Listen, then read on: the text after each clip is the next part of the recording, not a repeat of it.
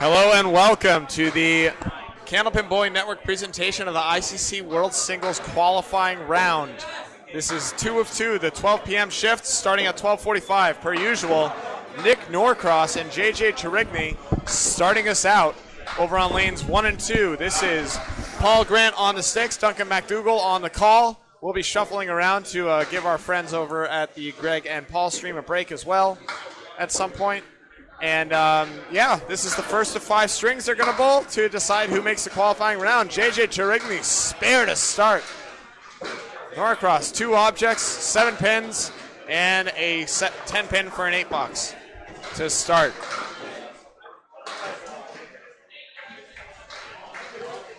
Just finished up the first shift recently. We saw a bunch of contenders come through. Charlie Collins, Brett Adams, Jason Doucette, the leader in the clubhouse, Tim Douglas, Brian Surprise all came through, gave us a show. Norcross wipes out 5 on the first. JJ on the fill, takes out 7 off the head pin. 1, 8, and 10 left standing.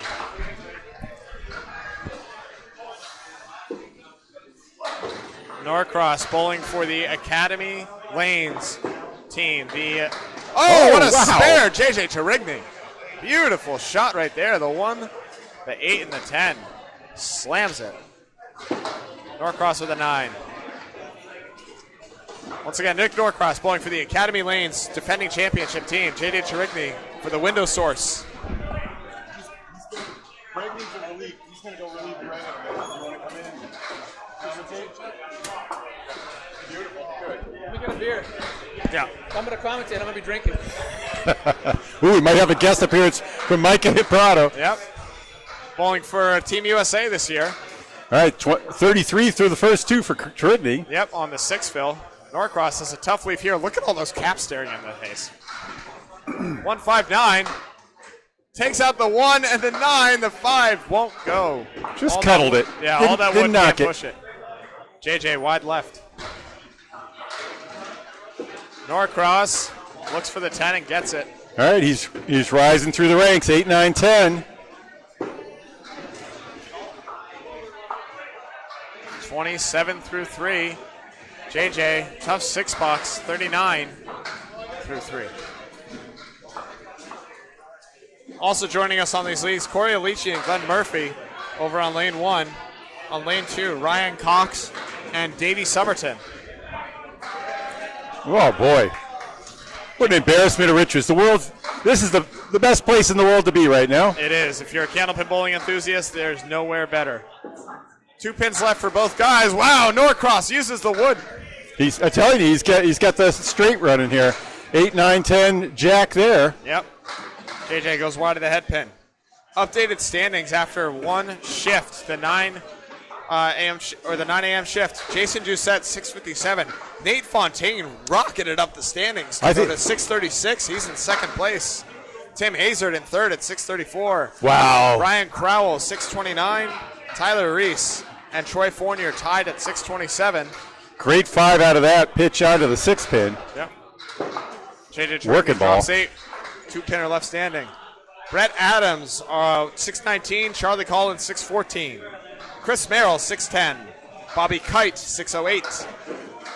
Norcross. Wow, trying to make that wood dance. Can't carry the lack 2. JJ off the wall. The ball comes and takes it. He'll sit down at 58 in the ball with 3 marks. Norcross with a 9. 51, if my math is right. Rounding out the contenders, Adam Melanson and Nate LeBlanc at 607. Tim Douglas at 605. Eric Banfield at 601. Nope, Eric Banfield at 605 as well, joining Timmy Douglas. All right. Dylan Ezekiel and Scott LaPierre at 601 and 600. Matt Huff joining Scott LaPierre in the 17th spot at 600. So it looks like the cut might be over a 120 average.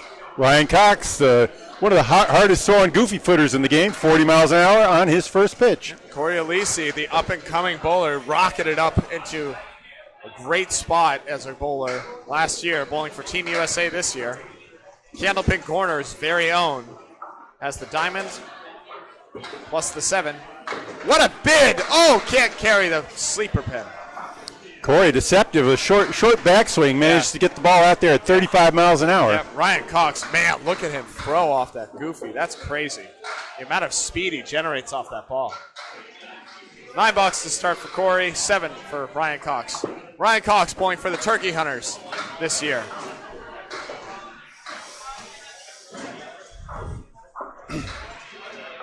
Corey Alisi once again for Team USA.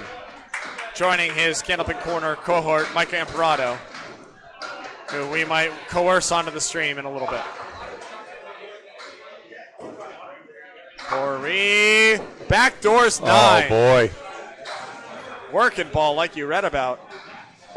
Now there's Tricky Wood way out in front. He can go around it, but it's going to be tight.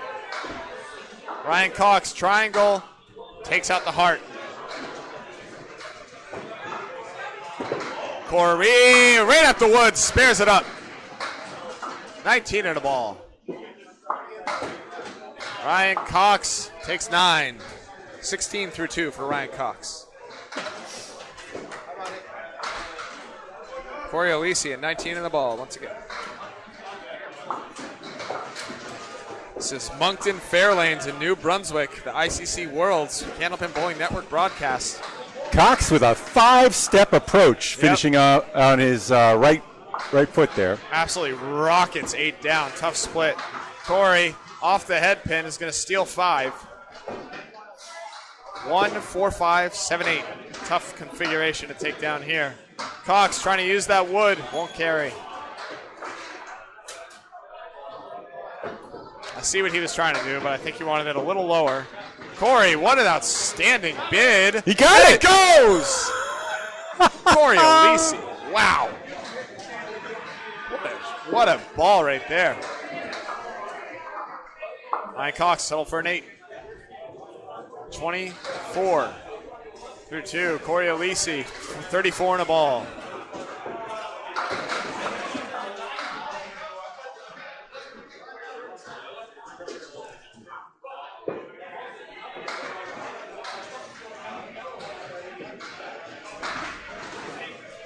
There's that was an assertion there. Yep, that was. I think we're going to see Brian Cox will be over his bar soon. Yeah, most likely. Corey, a little light on the pocket that time. It's going to take another 5. This one's kind of wired to go. Cox, bang. First mark of the day for Ryan Cox. 34, 34 in a ball. Corey trying to wire it up. Oh, man, wiggles the 7, but it won't fall. Everything else collapses. Another 5 fill puts him at 39 through 3. Trying to get to 49 through 4. And he should. Yes, he does. Plays that wood perfectly. Both the reset buttons right there over the top of the return. Yeah, Custom up here is for the last bowler, or the first bowler to finish the box to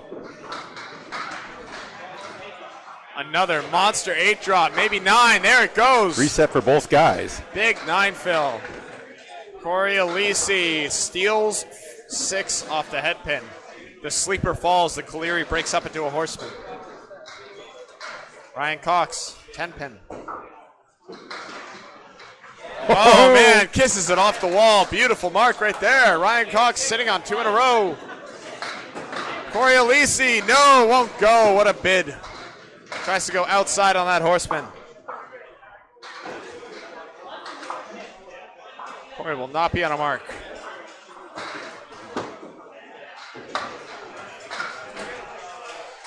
All right, that's a 9, so 58.5 for Corey. Very respectable. Ryan Cox coming alive in the last 2. Big time balls right there. And we have our third bowlers of the was it trios, I guess? Not team, right. Trios. Davey Summerton dropping 6. Glenn Murphy 7.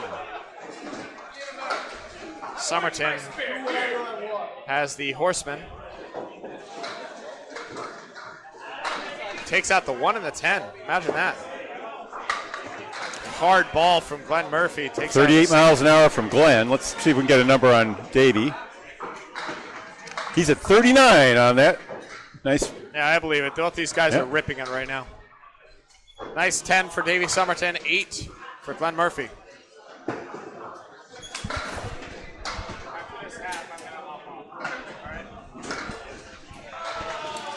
Appreciate you.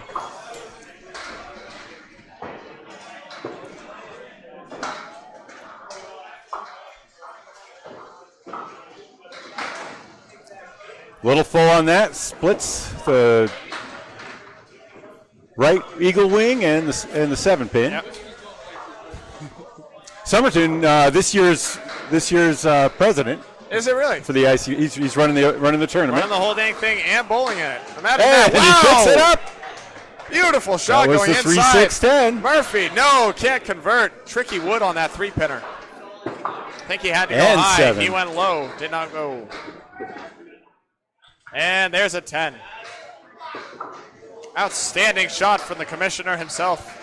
Not Danny Finn. This is an ACSD. This is Davey Summerton with the ICC World. Yeah, he and Dave Barber have been switching off on the depending on which nation was hosting. Yeah, the Canadian commissioner. Yeah, that's right. Finds himself at 20 and a ball. Off the head pin, That'll be chops 3.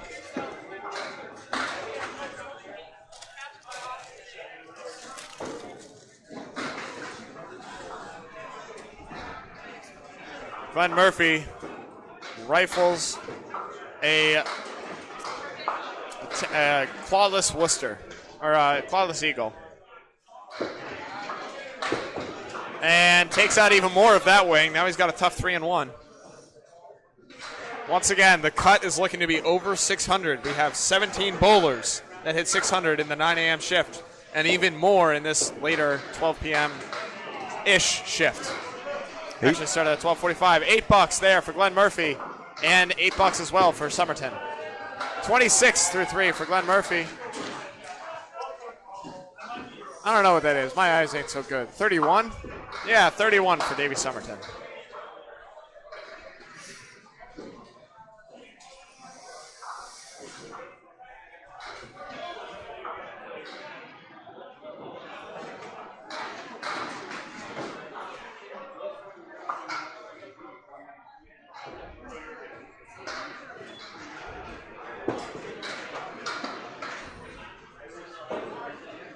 Davey Summerton winds up for his 4th.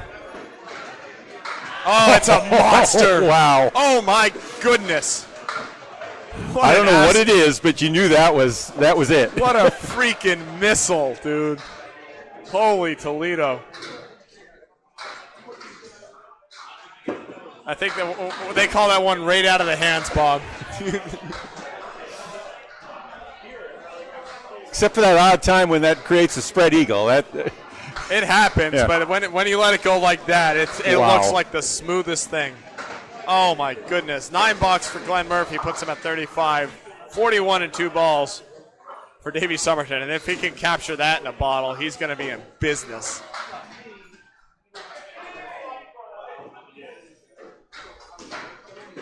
No. Oh, yeah. Oh, buddy, a double strike. Oh, how about this? They're all falling down except the 9. Jesus Christ. Davey Summerton erupts. Glenn Murphy plays the opposite wood and treetops it for a spare. 45 and a ball. All right. I'm going to hop off real quick, go relieve Greg of his duty, give him All a right. break. I'm going to pass it off to Micah when he's ready, and Bob's going to take over until then. Davey Summerton's going to sit down at 61 plus bonus balls with that. His next ball will count 3 times.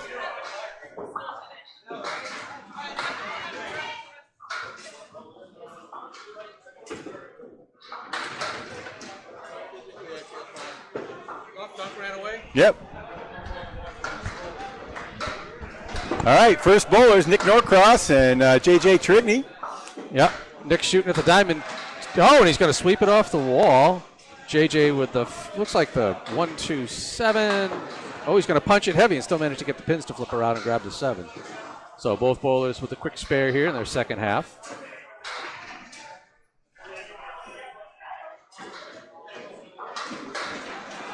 Nick on the fill ball. He's going to come across, chop through the 3. He's going to leave the lambda on the left in the 6-10, so a fill of 4 for him.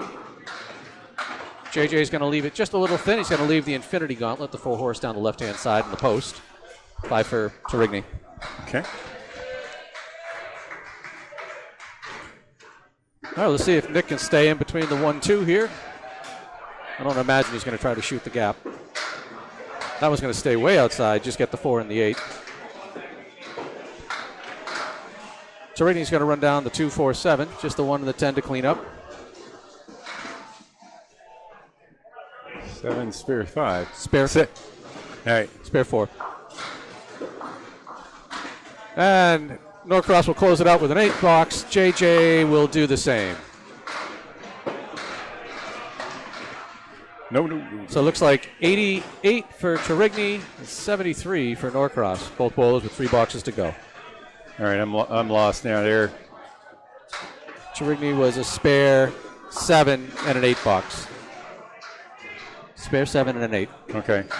Norcross is going to be on the head pin. He's going to leave a triangle 3, piece of wood that's kind of rolling away, but you never know here how long it's going to stick around. JJ also on the head pin. Left the 4-5. Nice little plank in between, so kind of want to hit this low and spin it into the pair. Norcross decimates it for a spare. And Tarigny will as well, so both ballers sitting on a spare here in the 8th. Again, Tarigny, 98 plus a ball.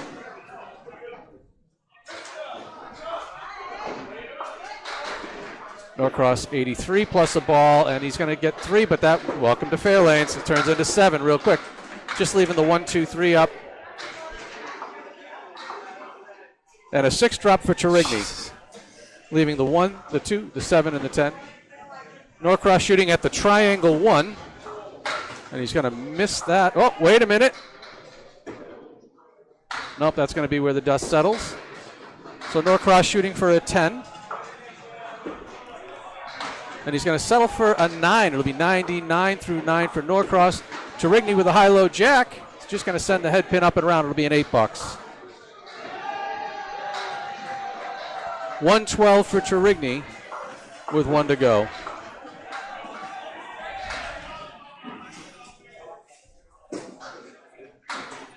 Nick Norcross is going to pull it across, chop out the 3, the 6, and the 9. And JJ is going to say, I can stay out further, but we'll see what happens here. Just takes out the back 3, so he's got basically the bulk of the rack there. Nick sends it around, runs it a little thin, leaves the 5 and the 10. JJ's going to pull it to the left this time. Looking at just the 1 and the 7 for a 10. Great wood set it up. Nick will take 1, and he'll finish with a 108. JJ will grab them both, sit down with a 122. Doesn't make you feel so bad, does it? Doesn't make you feel so bad that other people are struggling too. Sitting here talking with Kevin Padgington earlier. We were bowling next to each other in the first shift, and you know, for all the crazy breaks that you see that happen out there, these lanes can also play pretty tricky.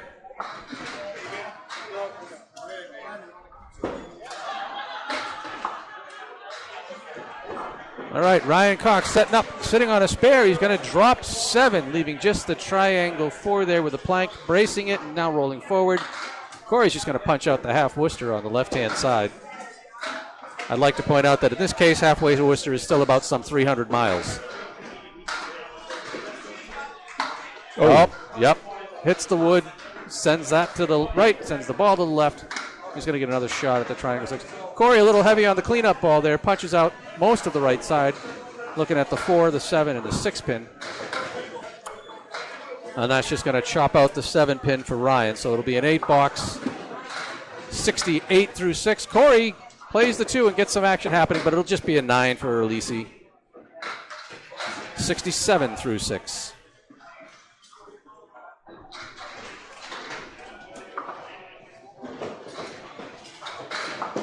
Again, this is the first string of 5 for this set of bowlers. As Duncan had said earlier, it looks like the cut point is going to be at least a 600 series, so I'm going to be watching the knockouts from back here.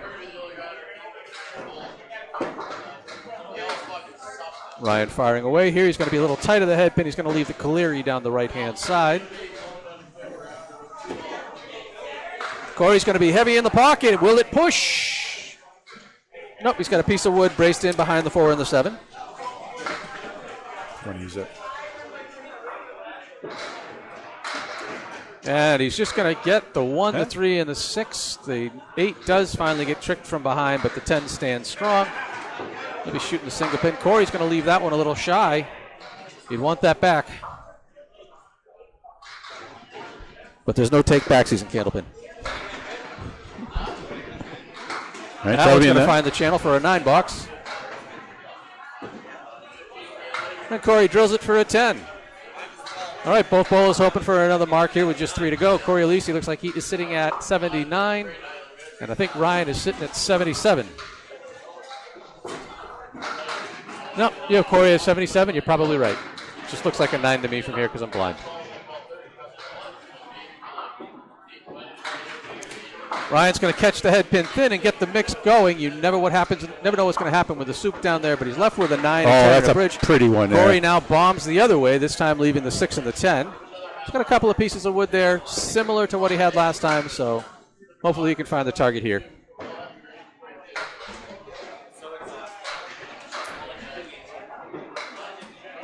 And Ryan's going to bounce the wood off the wall and get shafted. So take out the 9, leave the 10. Corey's going to catch it and clean it up for a mark. 87 plus a ball through 8. Ryan looking for the stick, drills it. So he'll be 87 without the ball through 8.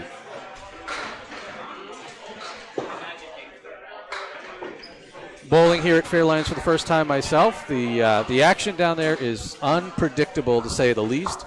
The approaches are very, very slick. And I think that was my biggest challenge, just trying to find a good noting that the slide. money also is a little. Money's also a little slicker than that is definitely the true. American dollar. Canadian money doesn't feel right. Ryan's going to bust that up. He's going to have Corey's lead from the last one, just the 6 and the 10 to clean up for a spare here. Corey's going to get a little thin. He's going to leave a triangle 3 and a post, so a 6 fill on his spare. 93 through 8. Ryan, unfortunately, is going to fiddle with the wood a little too much, not pick it up. He's got a shot, same shot for the 10 whenever that wood settles. Corey, you hit it too good. He cuts the 3 and the 6 in front of the 5. Takes out the post, but getting the bird from the lane. Ryan will clean it up for a 10 box, 97 through 9. Corey will, don't hurt it, 103 with a box to go. Okay, looks like the standard is going to be around 120, 121. And it's hard, sure, you can get some sloppy marks and stuff like that, but sometimes the best balls here just ring stuff and leave you wondering what happened. Last year at Lida, 592 was required to make the finals. Oh, look at this! Yeah. Okay. As if flying home. It came down. It came down the bridge. It was sitting on top of 2 pieces of wood, rolled forward, took that 6 from behind. I'm a little behind my mark there. And that's okay. It'll be a hammer. 107 and a pair here in the 10th. Corey's going to get a 9 drop. Everything but the 5 pin, but God, I hate that wood. Oh, boy. Stay low, Maybe low, go, or I don't high. know, stay left. God. That was... Nobody is calling that spare. I said just stay like left. You planned it. Just like you planned it. I didn't think I thought the wood in front was dead. I mean, it was dead to him anyway. Yeah, no, it looked like it was lined up right. If you got it low, you'd spin it into it. So he's at 113. Needs 113 a good fill to be right at the number. And how about that? Looking for the double. He's going to ring the walls, leave the king. He's already at 116 now. Oh, it's going. It's going. How about that? A 20 box. And Ryan will fill his strike with 9. So he'll close out with a 116. Corey with a 123. Hey, Davey Summerton up on the double strike now. I don't like you anymore, Corey.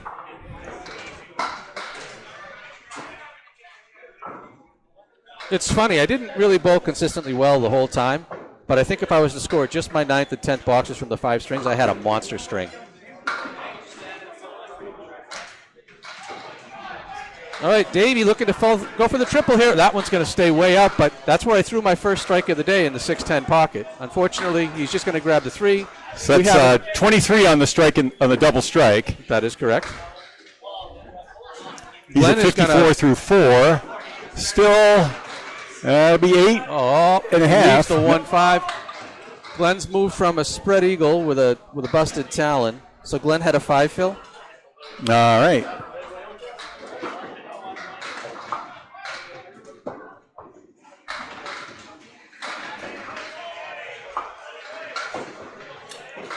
And he will finish with, it looks like a 9. 9, a pair of 9s there.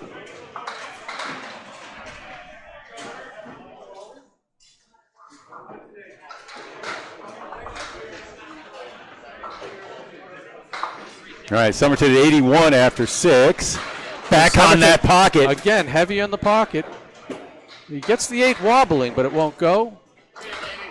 Glenn's going to hit the head pin heavy, leave the left wing, the 2-4-7.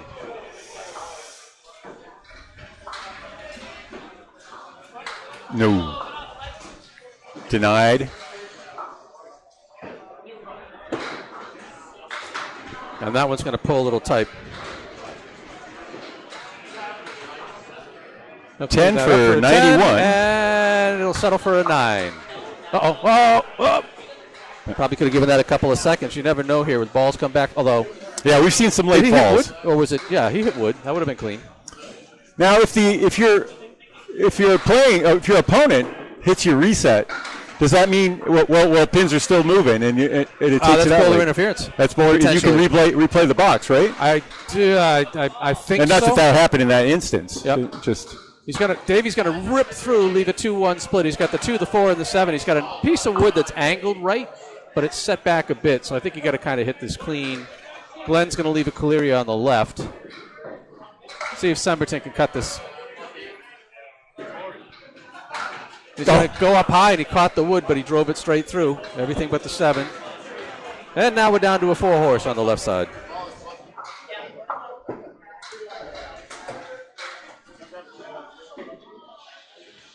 All right, Summerton at 100. And that'll just chip After out 8. the 7 pin. 7. Mm-hmm. All right. 2 to go. Summerton sitting at 100, you said? Nice. 20 over. So far, a column half compared to the first one. He's going to come across. He's going to leave the 1, 3, 6, and 7. Again, straight planks behind it, so not ideal. And boy, this is what I was dealing with earlier. Glenn's going to rip out a normal. I mean, this happens a lot. He takes out the 1, the 2, the 8, and the 9, so he's got the check mark in a pair. Davey's just going to rip right through the nose. Stay out. A little too far out, just sweeps the 6 and the 10. We're winding up string 1 of 5 in the afternoon Is that session. going to push that wood? Nope, he's going to settle for a $9, so 109 with 1 to go. Just an 8 for Glenn, so a frustrating 82 start over here.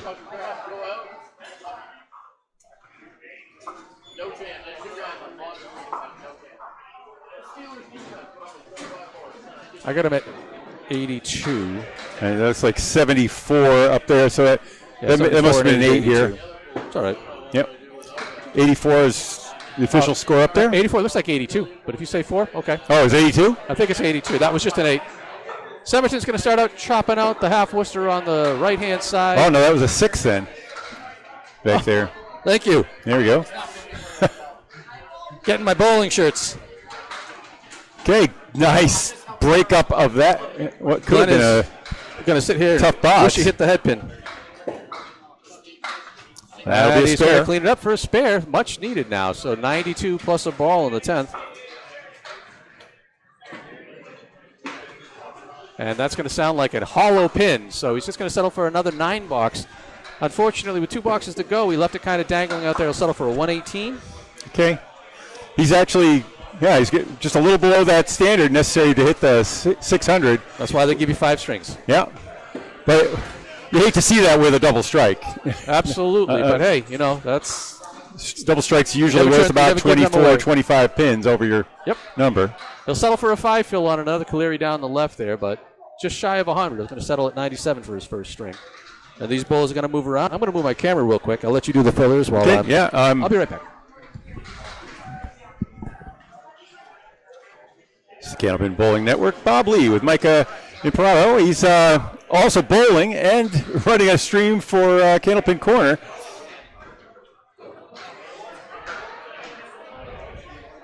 We just saw Nick Norcross throw a 102. Ryan Cox threw a 116. Davey Summerton, they're going to be passing to our right over on lane 3. Summerton had a double strike in the 4th and 5th. JJ Trigney, 122. Hey, Corey? Yes. Corey, who just threw a 123, led all bowlers in the first of 5 strings. That's tough to do on one. Yeah. One and 2. This is the side we were on 2 years ago. Very slippery conditions so far here on the far left side. JJ, by the way, had 5 spares in his 122 effort. Yeah, that's all the stuff you want. I didn't order anything. I probably should. I just wanted to maybe. The bowlers are changing, waiting for the last bowlers way on the right.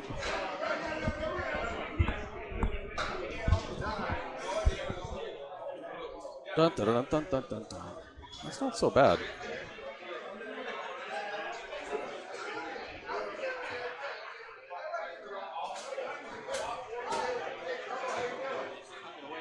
My battery's going away. I'll be right back, Bob.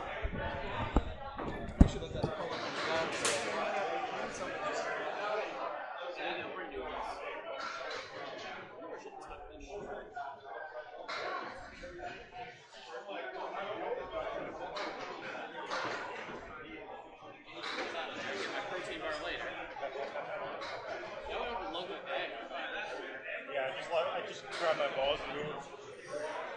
That's what I figured. If I throw that there, I'll accept my balls. We're waiting to see who comes over from the other side.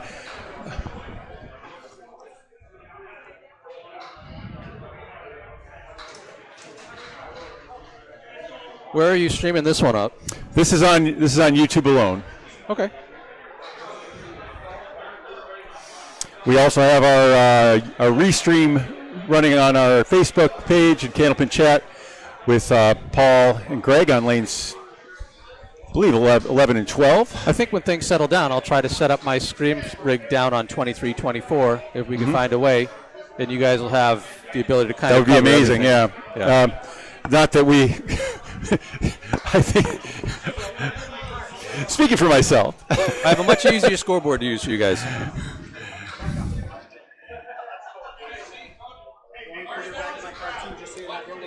No, I mean I got my card. We'll be back This is all the stuff from. as the house. bowlers come back, Nice. come over from lane 24.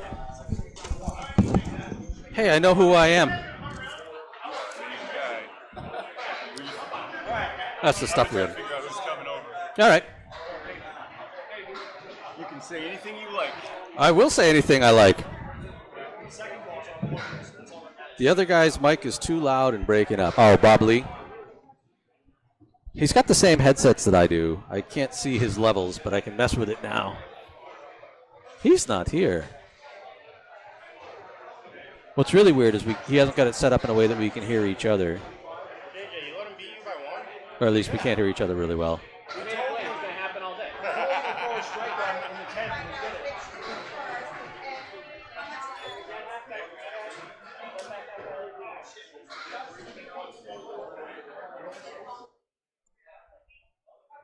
I think they're both set pretty high in general as far as the levels go. I've taken his down just a hair, so hopefully he's not popping over the top.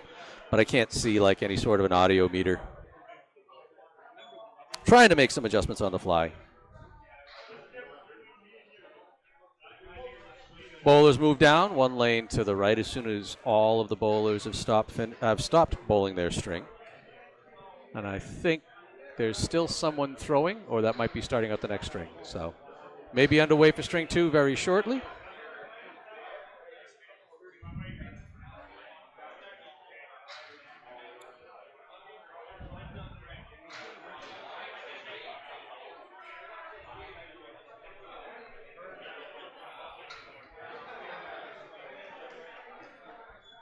We got a bunch of Team USA people here hiding just out of line of sight. You can see the beautiful pineapple top hairstyle of Brian Surprise, Kevin Padgerton with the 4-leaf clover on his back, and obviously Corey Alisi, who will be bowling again on string 2. We're waiting for the bowlers to come down this way from either lane 23 or 24, depending on how many people are in the shift, though I think this shift is pretty full. Bob's taking notes. I have no idea what he's written for any of these. Andrew Murphy. And C minus at least. I can recognize one of those names. Yeah, Jerry Dunn, who just threw a 122, is coming in, followed by Andrew Murphy. He threw a 119 in the first, and Candlepin will be bowling third on lane 1 in just a moment.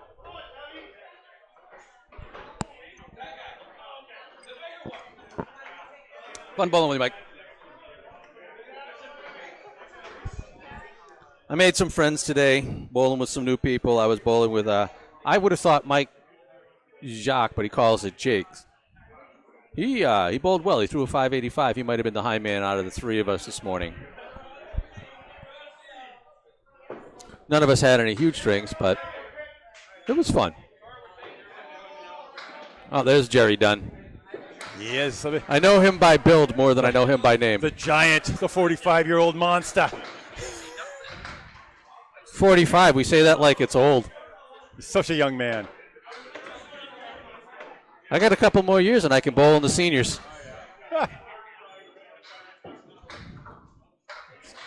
He'll be in white. Andrew Murphy is wearing blue duds.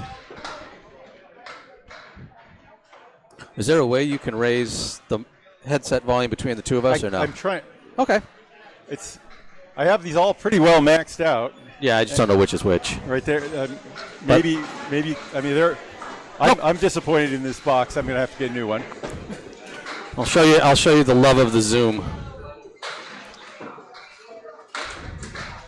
Okay, and now we're live. JJ's firing away. And, you get the triangle 6, but that doesn't mean that's all you're going to get out of these lanes. Pins fly weird. Jerry Dunn's going to try the same thing. Nope, he's going to find his way into the 3-hole. He's going to punch out 4, leaving the 4 horse down the left-hand side, and then the 6 and the 10 just to make it nightmarish. JJ's looking for road number 2 there. The ball comes back into play. He's left with the 1, the 7, and the 8. Jerry's going to stay way away to the left, so he's got a little mess to clean up here with the 1, the 2, the 6, and the 10. JJ's just going to yip the head pin around there for an 8 box. Okay. And Jerry's going to bunny hole for a 6. And we're underway in string Moving 2. from one side all the way down to the other, you never know how it's going to feel bowling on the other side of the house and everything like that. And, these bowlers, again, they were down on either 23 or 24 and,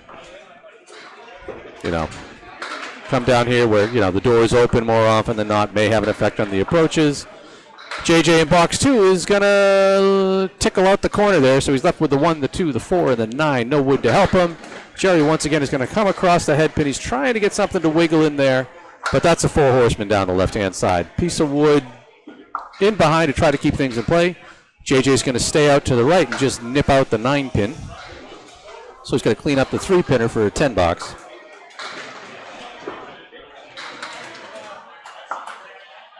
Oh, Jerry's going to be short of the head pin. Is it going to roll back to it? It's going to come out to the right, so he's... Oh, speaking of head pins, JJ's going to shave his thin. Another 8 box for Tarigny just out of the gates here. Dunn looking at the head pin.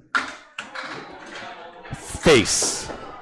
It'll be a 10 box for Dunn. All right, 16 apiece after 2. 2 different paths to get there, but they're both at 16. That's all that matters. All right, these guys, I believe, both threw 122s.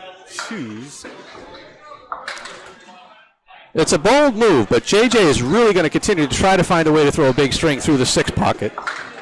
Jerry's going to rip through the nose. This looks ugly. It's just a setback on the left side. 4-5-7. Got a piece of wood against the wall. Boy, you hit the 1-3 there, and you don't expect that. I mean, you've got to hit him. Spot where it goes where it doesn't go like that. Jerry's going to take out the 4-7, no kick to the 5, which is all too common. JJ is going to get the wall engaged, ring everything but the 5 pin for a 9 box. So he's at 25. We finally broke their tie. Jerry picks it up for a 10. It's 26-3 for Dunn. Yeah, I mean, literally, for all of the soupy things that you see happen when the pins come off the wall and roll off those gutters, you know, if you don't have anything to trap you in the wall, these pins will go. It can play tight. Yeah, we saw them applying silicone last night after we were finished. Well, hopefully that'll stabilize out, because what's fun at the beginning just becomes dirty as all heck. Cherity's going to find the head pin. He's got 4 pieces of wood angled towards the last standing stick, which is the 10 pin. Like? I hate them all, but I would hit that second one from the left, right where he is, and it carries. Dunn also has a naked 10 pin. He's got some wood, but obviously he's just going to have to shoot right at the stick. That looks good.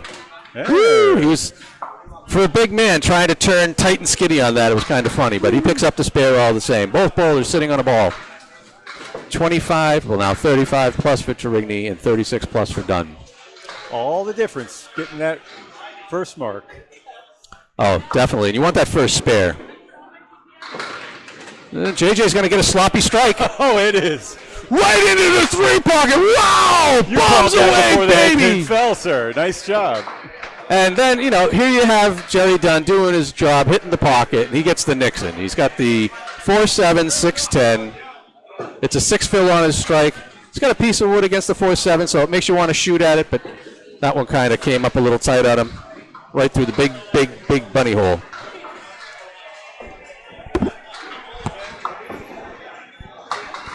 He's going to sweep out the 4-7 for an 8 box, so he's going to sit down right about a 50 half. You know, JJ, I was watching you go at the 6 pocket for a strike. I didn't know it was the 3 pocket you needed. It's overrated here. That little gift worth about 12 or 15 pins. Corey, at least he's going to start off tickling the head pin light. Leaves the right wing, and you know, Murphy had noticed that J.J. Terigny was shooting the 6 pocket. He figured he'd try it for himself, so he's going to punch out the 6 triangle to start. Corey's going to be a little tight there on the spare ball. Andrew Murphy is going to work on row number 2, chipping out the 3, the 5, and the 7. So he's got the lambda on the left. Corey's going to settle for a 9 as he just couldn't get to the 3 pin. Corey throwing 34 miles an hour. As is Andrew. And Andrew's going to settle for a 9, leaving the head pin. And you say 34 miles per hour, but let's be honest, it's really not 34 miles per hour. It's what, like 52 kilometers an hour? Oh, yes. To be fair. I don't even know if that's even remotely right, but it sounds good enough, and I'm sticking with it. Corey starting off the second box, and he's right back where he started with a much better plank, but I hate the way it's lined up, but the chances of leaving the 10 pin are pretty high for him. Murphy's going to punch in heavy, and he's going to collapse the left side. We're going to zoom in on the pin cam. He's just got a 6 and a 10. Yep. Okay. Look at I have a love-hate with that wood. Oh, he managed to get it to spin. Perfect. Great spare for Elise. We'll keep it right there for Murphy's shot. He's also got a, I don't know if that wood reaches, but I Murphy is clean. I mean, if you want to play the wood, you can, but he just goes right on for the it. sticks. Yeah, All right. You know, this is we're in the world. You kind of think that people here should be able to clean up the 2-pinner. Don't pay attention to how many I might have missed earlier. But that's the fun of it. Should be able to do it. Yeah, about 51% of the time. Both bowlers sitting on a mark. On a 2-pinner, that's the pro average for 2-pinners. Speaking of 2 pins, that's what Corey's going to fill his spare with as he pulls that one across and takes out the 4 and the 7. Remarkable.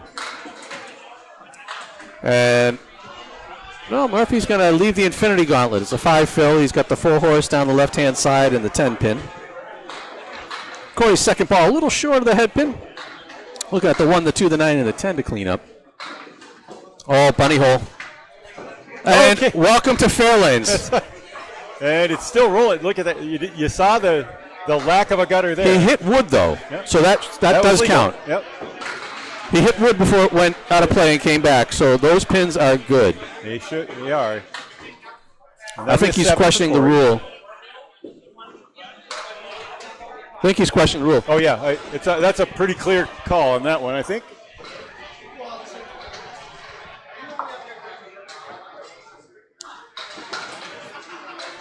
Corey will just chip out the 2-pin there. $7 for Corey Alisi. Yep.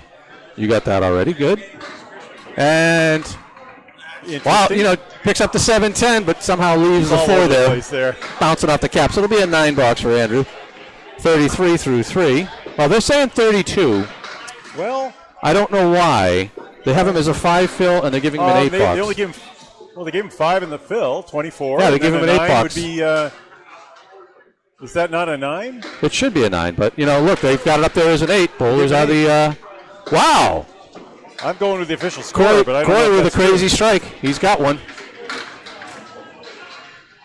And Andrew's going to get up there and punch through a traditional 3-2 split to the right.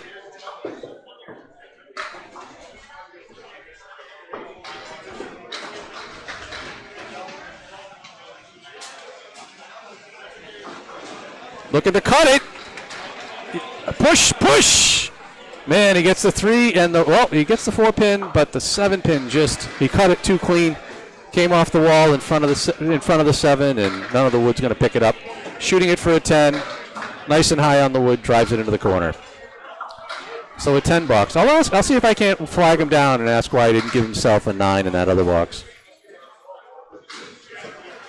Oh yeah, the wood was wood was there. It was live. It was a 5. Yeah. And then even if he ended up with an 8, he had a 9 result shooting at 3 pins. Sure. So I don't know how they get to an 8 box. Yeah. He would have had to have a 10 minus 2. So none of the math makes sense. All right, Corey on a strike. Looking for the double. A great ball up high. Breaks up the split. Just a 6 and 10 to shoot. The wood's a little flat to play with it. Oh, there's a nice break.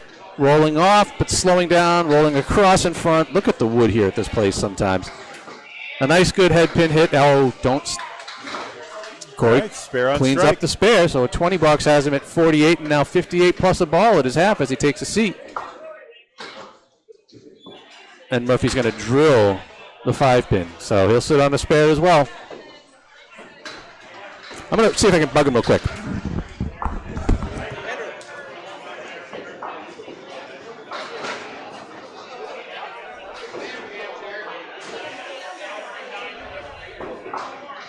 And well, Micah moves over and talks to Andrew Murphy about that. We've got Glenn Murphy and Pratapani.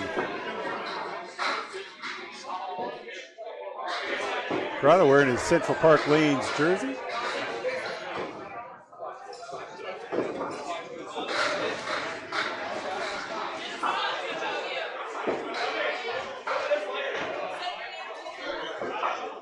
And that's a spare. In the spare in the first for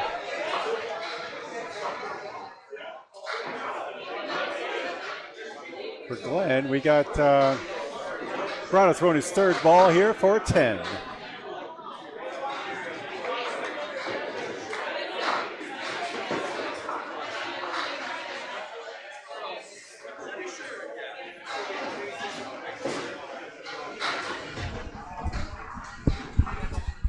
Okay, did you get a ruling on that?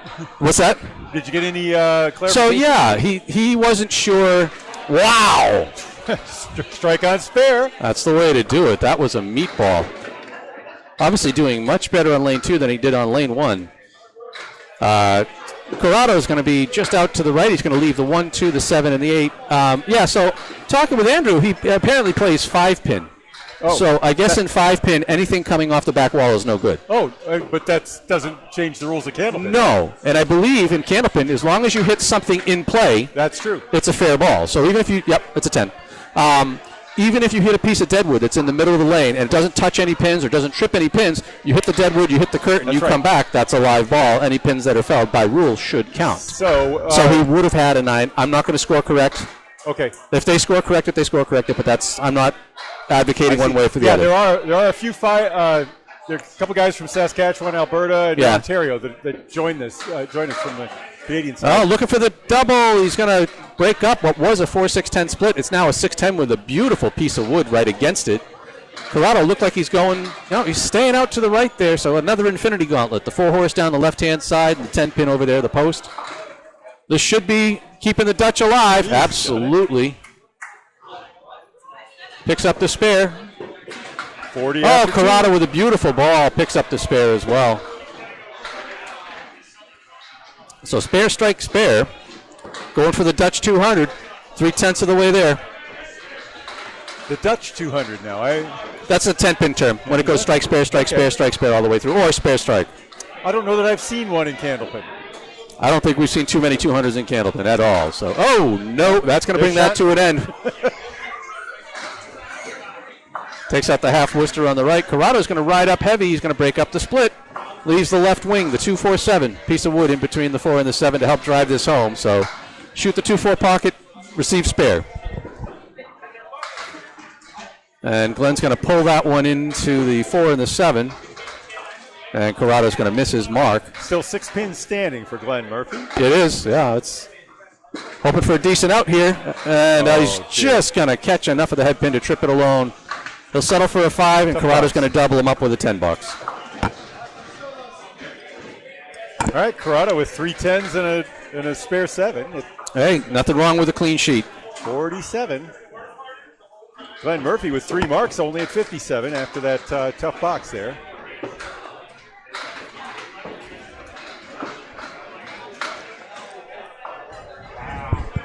Now I'm too loud. I'm going to see if I can pull these both back just a notch. All right, Corrado. All right, so punches Glenn, out the.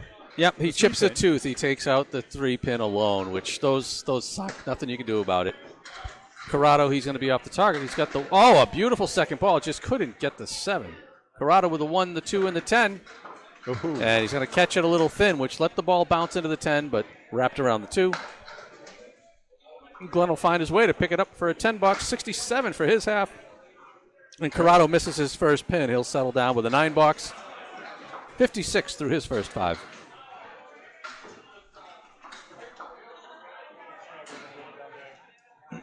Alrighty. All right, J.J. Trigney on a strike in the 5th at 55 and a ball. Oh, yeah, we got to look up top now, right? So Jerry Dunn at 50 and J.J. at 55 and a pair. And make that 75. And a couple of fill balls. Much better ball for that strike. He actually hit the head pin for a change. Jerry's going to be a little shy of the head pin. Looking at the 1, the 3, and the 10 to clean up for a spare. He's got a piece of wood. Not really helpful there, but if you can drive the 1 and the 3, sometimes that'll help drag it in. And there it goes, nice and clean, even hopped the wood. A spare for Dunn.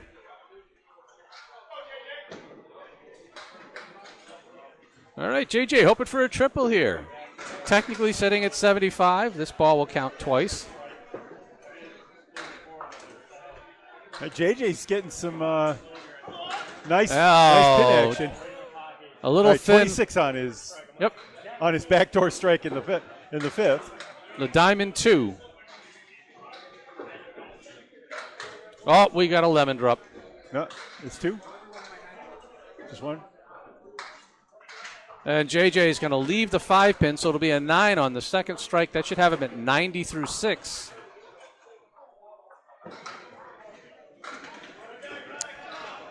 Dunn hits it nice and thin and just obliterates the rest of the rack. So after the 11 box, he's sitting on another spare. JJ is going to settle for a 9, 99 through 7.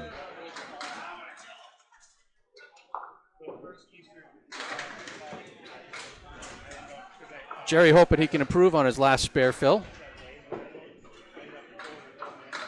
Oh, he's right on it now. JJ comes across, catches the 1-2 pocket, leaks it, spins things around like crazy, leaves the 3-5, and Jerry decides I'm going to fill the spare properly. Yeah. Strike on spare, and JJ's going to pick his up as well for a spare. So both bowlers pretty hot right now. Jerry sitting at 91 plus a pair through 8. JJ at 109 plus a ball.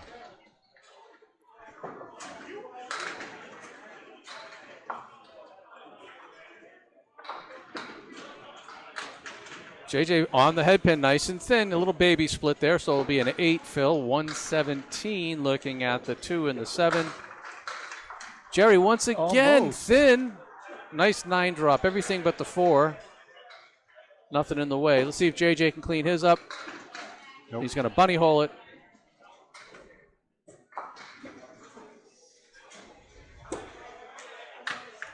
Jerry's going to take that home, keeping the streak alive. 101, 111 plus a ball. JJ's going to leave it as an 8, 125.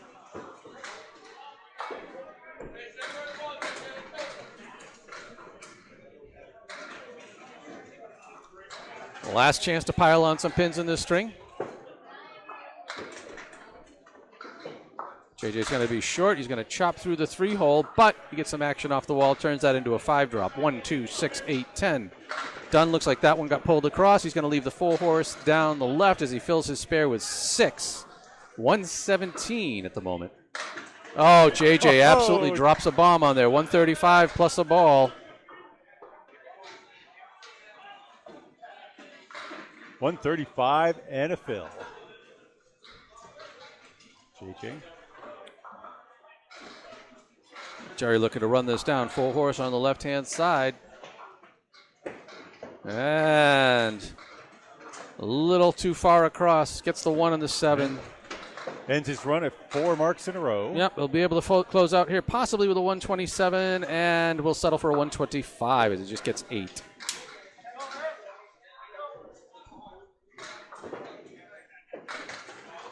All right, Jerry started JJ on the fill. scores of 122 and 125. He really didn't want the after 140. He's going to settle for a 139. Is that 4? 139 for JJ, who he was at 22 after the first, so it's like 61. 261. Well, you know, it's tough when you have a chance to break a 140 and you come in with just a 4 fill and hate yourself. But hey, a 139 is good in this match, in this setup. Corey's going to start out firing on the head pin. He's going to fill his spare with 7 as he leaves the triangle 2.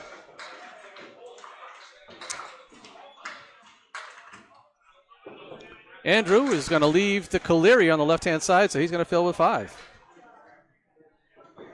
So that closes out his first half at 57 and 65 for Elise as he pulls it tight and doesn't convert the triangle. Duncan and I will continue our story of 1,001 ways to miss a triangle. Oof. Going to cut right through there.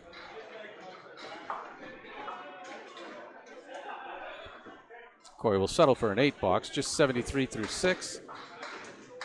And a little heavy. He's going to wrap around the 7 pin. The 5 pinner will settle for a 9 box, which he could never do in 5 pin, right?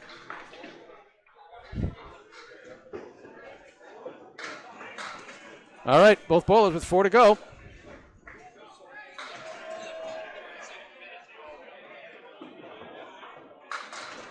Corey's going to come across and leave the Caleri on the left-hand side. Piece of wood in behind the 1 pin. That ball's going to get a little bit of lift, so it'll be an infinity gauntlet. The 4 horse down the right-hand side and the 7 post. Both bowlers needing to shoot. Oh, Corey right on it. Wow. Able to get the 4 horse to go in a line and drive through into the 8 pin. Oh!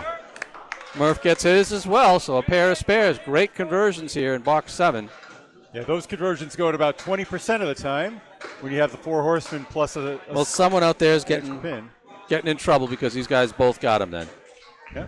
So Elise's sitting at these 83 plus a ball, and Andrew Murphy sitting at. I guess that will only 76. happen about once out of every 25 times you see 2 of those. Corey's unfortunately going to hit the chop zone. Just punching out the 3, the 5, and the 9 for a 3 fill on his spare. So that'll have him sitting at 86 through 7. Well, that's a good ball. Called it. Can't fill it much better than that. Strike on spare. 86. Corey's going to come across, catch the 2, the 4, and take out the 6. So he's got a mess to deal with here. The 1, the 7, the 8, and the 10. Hope you can grab a couple of pins and feel better about life here. Oof. And he's just going to chop out the 1 and 8. So it'll be an 8 box. So at least he'll be sitting at 94 through 8.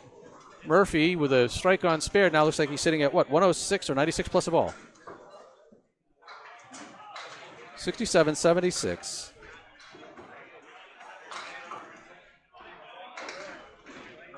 They have him at 96. So 96 plus a. No, something's off. All right. Wow.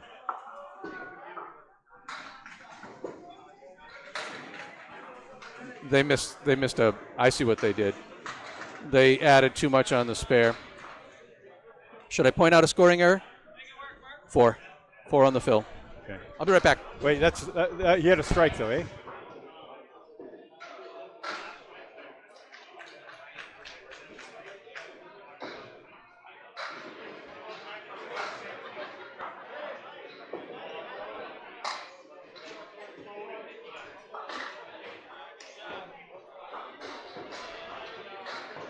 Looks like a 7 there. For Andrew Murphy, the 5-pinner, as Corey has spared in the 9th.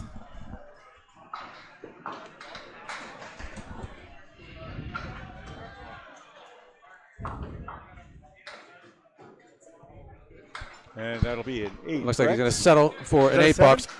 That's an 8. Okay. It looks like an 8. Okay. So he should be at 111, right? No, he should be. I think Corrado's still trying to straighten it out. I know I told him that they were off by a bunch. We will get that corrected. 57, 66, 86, 106. Well, 103 with a 7. We'll work on it afterwards. I think you are right. Okay. I think he took away 10 extra. Corey with a 3 fill. And that's going to be a nice 8 drop, the 5 and the 8. And Corey's just going to chop out the 2 pin. I think Brian's sitting there correcting their score with Corrado.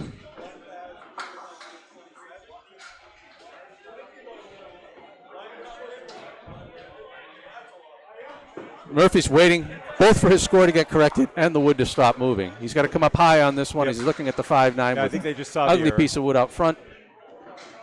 Yep. He got it right by the stripe. So trying to clean this up for 10 bucks. Corey's going to grab a couple out of there, close it with a 7 for Elise. I'm at 114.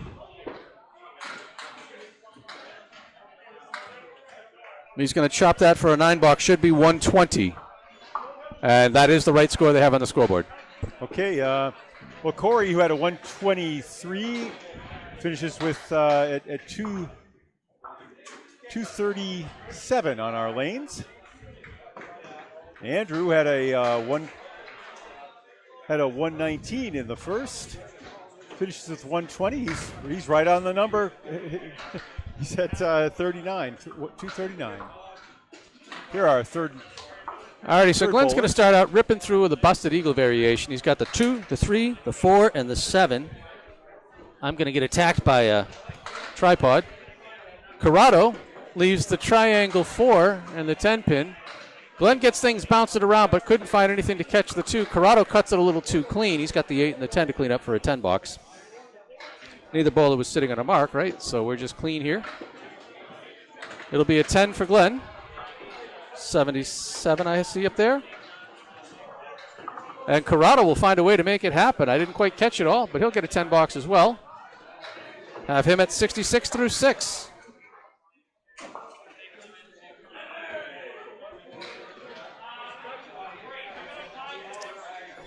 Candlepin Bowling Network, it's bowlers covering bowlers.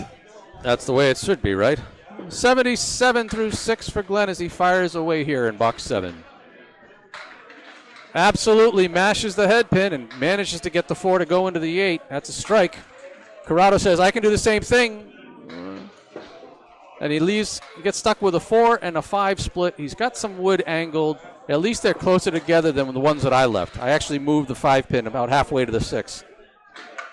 He tries to bounce it. The wood's coming across. Will it have the energy? Oh, it snuck in behind it. So just the 4-pin to shoot for the spare. And wood that's never going to stop rolling.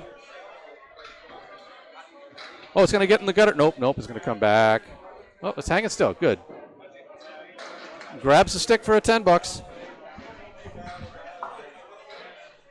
76 for Corrado with 3 to go. On the other side of the sheet, we're at 87 plus a pair for Glenn.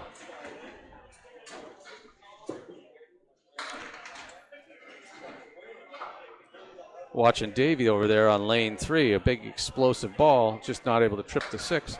And that's going to be the triangle 6 ripped out of there. That's why it's 2 balls on a strike. You don't have to feel bad about it. We got a Starlight 5 on the left for Panny.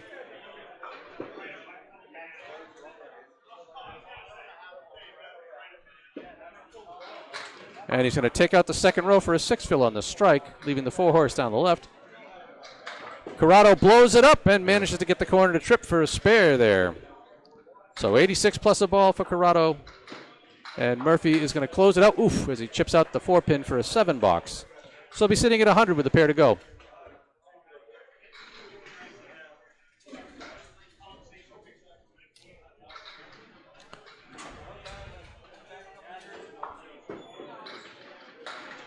Looks like they're most of the way done through the lanes. I'd say probably 50-50. Another big first ball by Davey over there. All right. Oh, half Worcester on the right. That's the worst sound, I'm telling you. Just hear it punch through and you know. Corrado's going to try it again. 5-fill on the spare as he leaves another Starlight 5 on the left. Shooting a half Worcester is always fun because you know you want to be right inside. Oh, he tries to go to the cross. He does get a good mix, and will the 7 go? Not so lucky for Corrado this time as he chops out the 4-8. Leaves the 7 and the 10 to work with here for Glenn. See if he can spin something around. It'll be a $9. 109 with 1 to go. And Corrado is going to shave in front of the 5 for a 9-box. So that has Corrado sitting at 100 with 1 to go. This is the only time I was bowling good all day is the 9th and 10th boxes. I think if I just score my 9th and 10th boxes, I must have had like a 180 string. Boom. Hey, speaking of which. Absolutely. Perfect ball in the pocket. Shreds it for a strike. Corrado, not so much. He's got a Cleary down the right-hand side.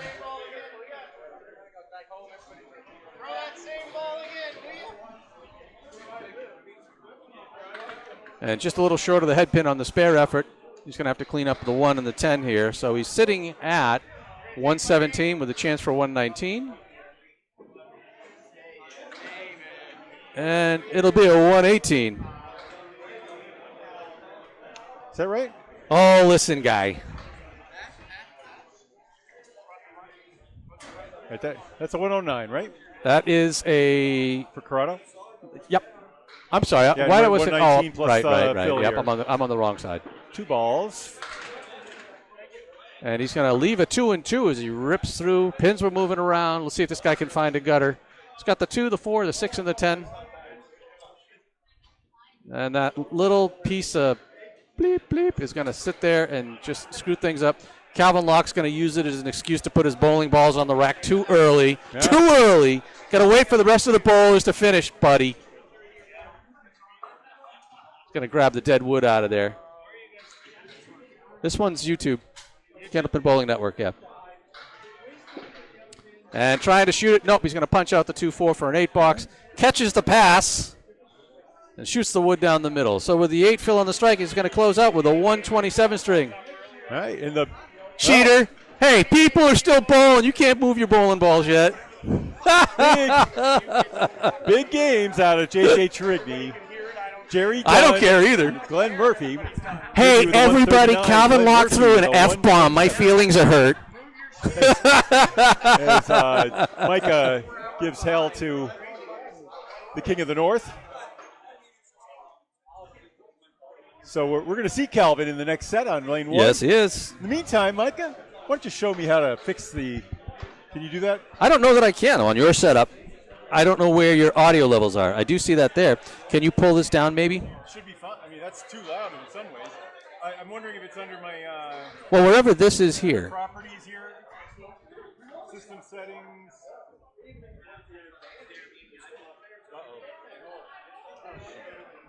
So is this in OBS or is this Medicam? What's this program here?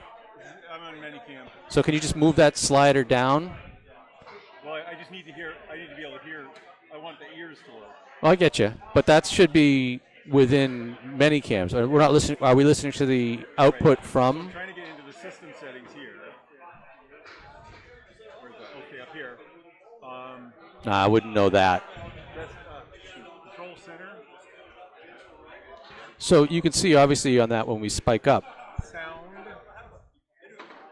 The only other option would be making sure that we're not hitting the red levels here. So let's pull the gain back a little here.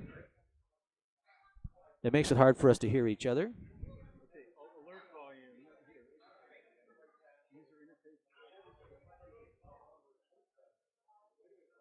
Let's see if I can bring that up, bring this up, but take the main back a little.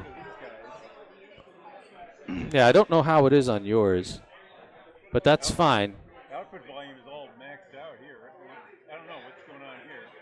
Yeah, it shouldn't be, you're not really pushing too much back in there, but what I've done is I've pulled your main volume back just a bit, so hopefully we're not clipping, and hopefully that'll make it a little easier there. I don't know. They did say it was a little loud before, but I moved it all the way down from up here to there. And That should make a difference. Yep. It's just I can't hear anything. Usually I hear the other person's voice pretty clearly, and I don't know where that's gone. Yeah, I mean, It comes in through. yep, I see it there. Okay. Yeah, I got to figure out who Calvin. Right. I would wonder, like in a normal situation, if you would have to take these two and put them into a splitter into here. Well, I've done that in the past, but. Yeah. All right. Anyway, so I'm gonna have to clear up my mess. This is suboptimal. That's all right. So you know who you got dealing with in the next set. So. If you could, Duncan's going to the restroom. If you could just, do you know who you have in the other? I don't know yet. I see Calvin, I see Danny, and I think I see Hodge. So that's got to be Hodge Malahan, right? Or is there another Hodge that we got bowling here in the second half? Is that Danny Harris that we're going to see show up over here? Where is it? I don't know if it's Danny Harris that's going to show up over here. They don't tell me what bowlers where. I'll ask him who he's bowling with.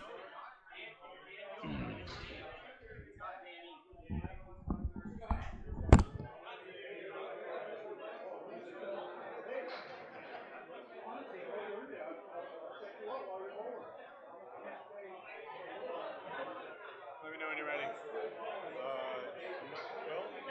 It's Calvin, Danny Harris, and Hodge. All right? Okay. Yeah, easy.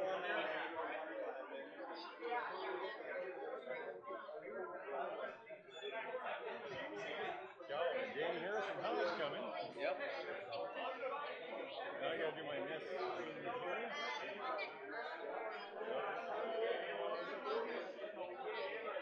JJ closes his back door. Get more smiles out of this.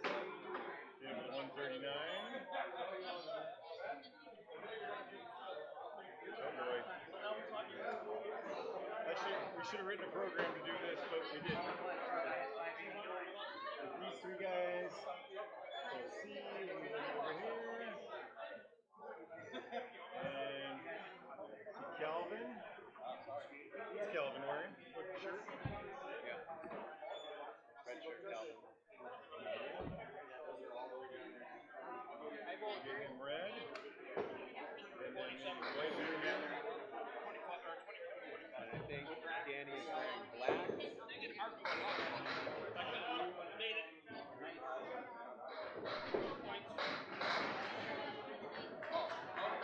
It's worse when I drink black. And Hodge is in red as well. Let's see, Dave. He's wearing what? Red as well. Okay, good. All right, let's.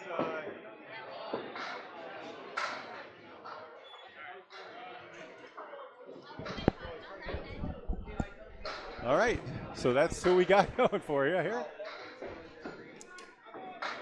Jerry Dunn.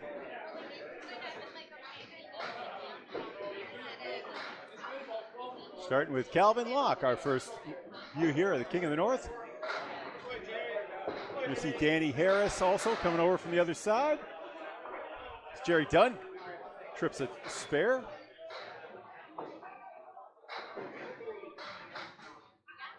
This is string number 3 of 5. This is the afternoon shift. We had 132 bowlers coming in today.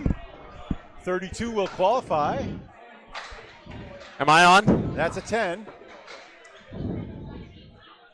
Calvin starts his voyage. Two absolute pros right here, Jerry Dunn and Calvin Locke. Gary or Jerry? It's Jerry. Jerry, thank you.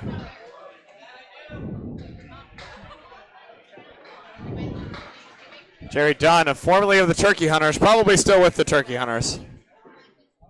What a rocket. 41 9. How is the 5-pin up? 9, Phil. Crushed it. Calvin Locke just off the head pin. 40 miles an hour for Calvin, the King of the North. 1, 3, 6, 7, 8. No wood. Jerry, oh yeah, all over it. Calvin, what a good bid. Can't carry the back pins. 7, 8. Calvin takes the stick. A lot of guys have this similar approach no matter what ball. Calvin has a propensity to throw his third ball a lot quicker than the other two. It's just the cadence that he's found, the multi-ball cadence that changes throughout his setup. Jerry Dunn on the fill, another rocket, drops 8, 9. 10 pin left standing. Calvin just off on the 3-pin. Has the horseman to contend with here. Couple of 19 boxes, 38. Looking for another. Jerry, oh my God, he is dialed right now. Another mark. Calvin can't carry the corner. Frozen 7-pin.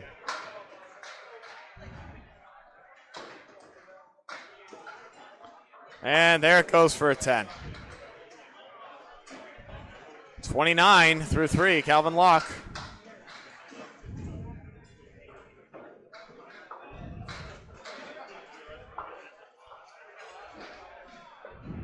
Two of the members of the 40 mile an hour club here. Yep. We'll get updated standings soon. Another 9. How do I hammer? Jerry Dunn. 4 in a row. All right. 19, 19, 20. We'll play with that one. Unbelievable. 58 through 3, 68. And 2 balls. Calvin, triangle 2, goes. Triangle 3, apologies, drills it like 1. And a 39 and a ball through 4. Calvin Locke throwing fire. Can you hear me? Yeah. Well, I can't hear you, so okay, it's fine. Jerry Dunn on a hammer. See if he can stay locked. Oh, it looks good. Oh, no. And it's a tough one. Banana split. 6 on the first. Calvin Locke is going to drop 6 of his own on the mark. 45 through 4. Jerry trying to make the impossible shot. No, goes wide. 6 fill puts him at 74 through 4, though. Calvin Locke trying to do anything, and somehow none of the pins in the back go. That is heinous behavior right there. Jerry looking to pin out, and he'll get 8. Says it wasn't there anyways. How about an 82 half, Jerry Dunn? 4 marks, 3 spares and a strike. And Calvin Locke gets the 10. 7-8-10, or 7-9-10. The ball takes it on the late catch right there. Well, you know, 3 spares and a strike is the pro average. Is for a 120. Yep. A 120 pro average. And he is 22 over already. Yep. Should be a 55 half. I think they have it at 54. I don't see that.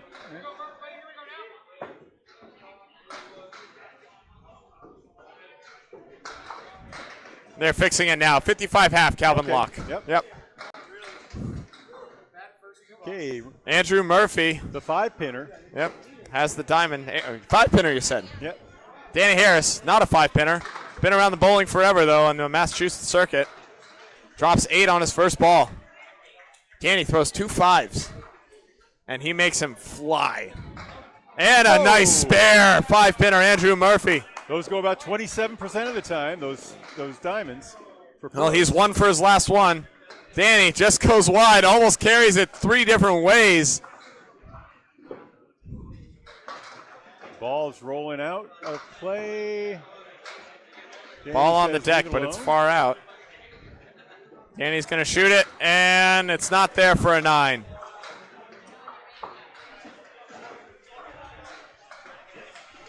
Ten and a ball for Andrew Murphy. Got a Murphy nice, started great crowd behind started us. with rounds of 119 and 120. And that's going to dive off, and he's going to steal 7 off the head pin. Danny Harris, heavy hit, almost broke up the split, couldn't quite. Good wood on this, though. He's got the 3, 6, 7. See if we can snap that wood over. The 1, the 9, and the 10. He's going to try and use the wood, and no. Danny sends it over, and it goes. What a shot, Danny Harris. Sweetness. Beautiful conversion. Sent 3 pieces over to that 7, and the last one took it. Andrew with the 9. He had a 17 through 1. Call it 26 through 2. Danny Harris, 19 and a ball.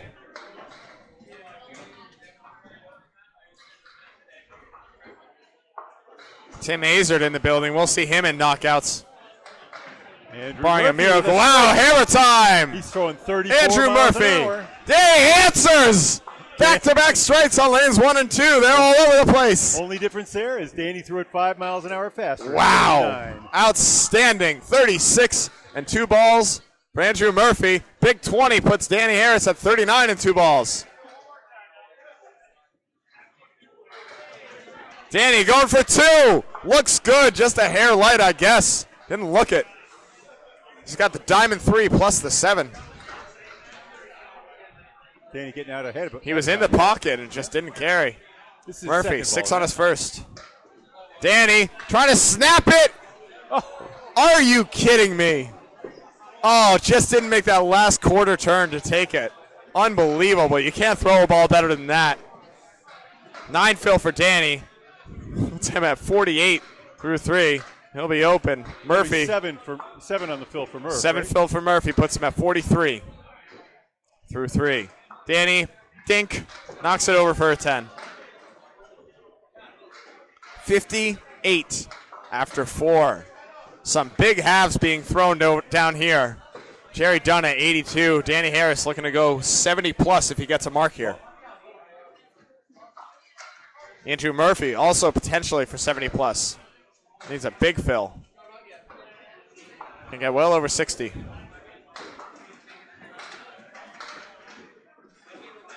It's a pretty good ball. It's going to wipe out and strike. Broke up the triangle from the back. Danny Harris, a good ball in his own right. He's going to drop 8, have the 7-10. 3 caps staring him in the face right now with wood behind towards the middle of the plate. Where's he going, Bob? This is a crazy one. Now let's check on the pin cam. Oh, we got a puppy in the back. That's good living.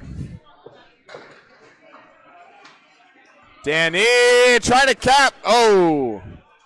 Don't know if he wanted that one. It didn't go anyways. He'll be open. Andrew Murphy, 61 and 2 balls. Danny takes the 10. 68 half. Danny Harris on fire.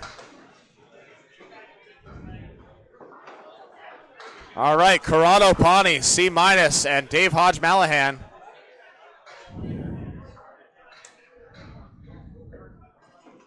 Up to bat right now. How did Corrado do in his last string? He started with a 105, and then it eluded me. Oh, okay. When He's we got got some the work to second do. string. He's got a 3-1 with a head pin up, and just doinks it across. Takes the 1-3. Misses the 6-7. Hodge. He's going to steal another, but he's got 3 pins left up. Corrado's going to take a 9 to start. Hodge with an 8.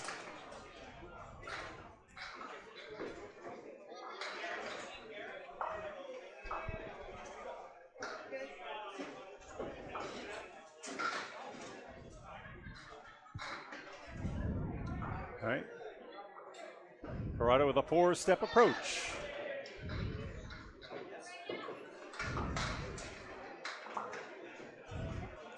All right, Corrado has a Caleri to contend with. Hodge wiped out 3. He's got a cluster of 7. Good bid, Corrado, it goes. Wow. Nice spare. Hodge, what a bid. Oh, man. Fantastic ball, but the 5 and the 10 left standing.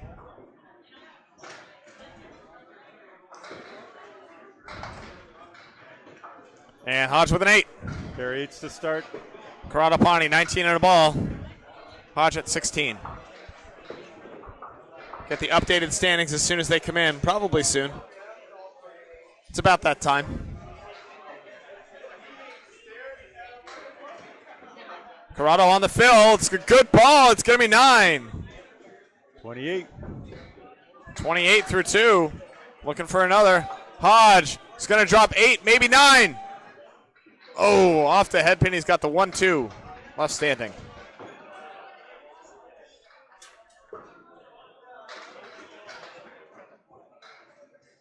Corrado going wood, gets it. Another mark for Corrado Pani, 38 and a ball. Hodge, smash. Hodgie on the board at 26 and a ball through 3.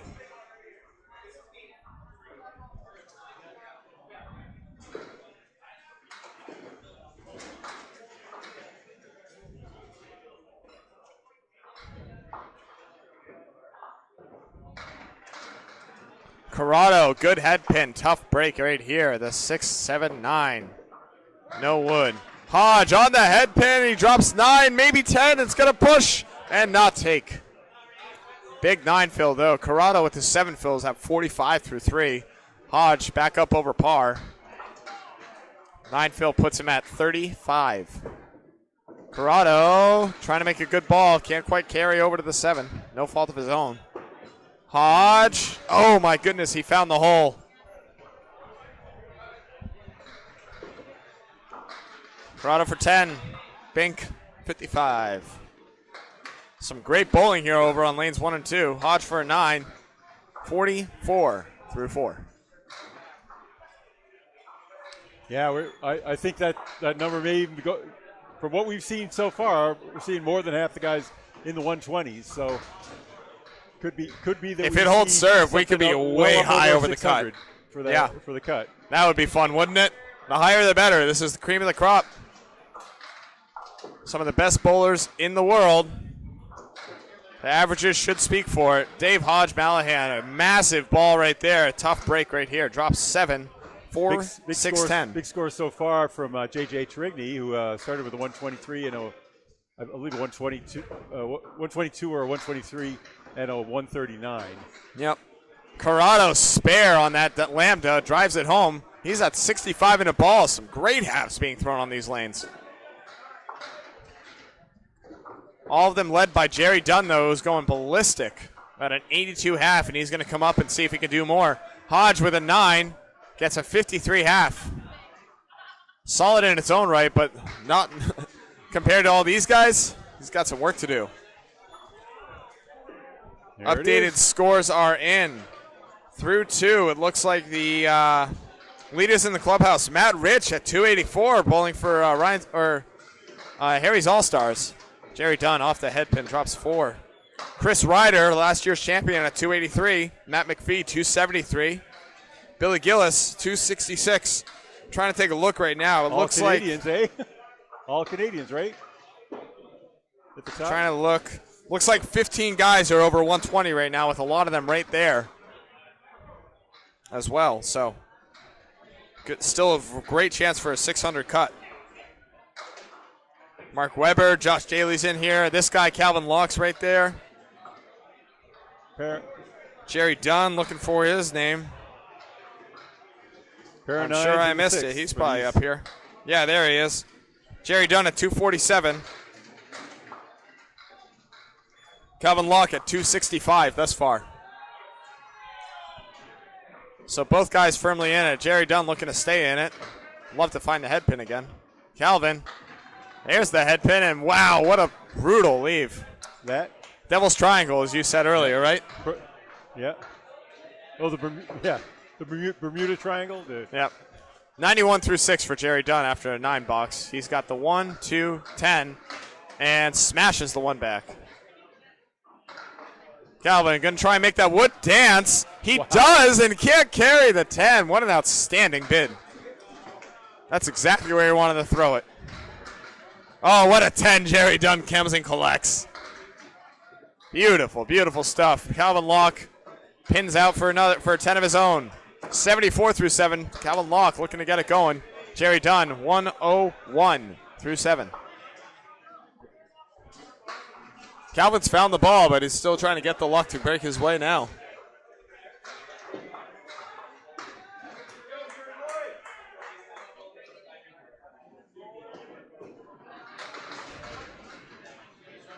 Jerry Dunn off the head pin again. Calvin Locke dropped it a little as well. He's going to steal 8. And oh, look at this. The wood's falling away. All right, wood's coming back. So it's the 8-9, but he's got some stuff to play around with. Jerry, 1-5. Ooh, 4-7. Goes wide.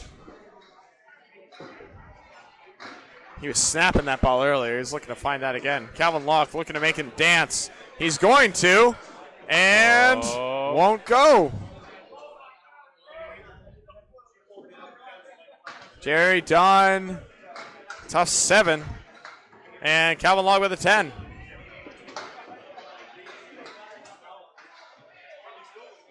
So 108 through 8 for Jerry Dunn. He slowed down after a blistering 4 in a row to start.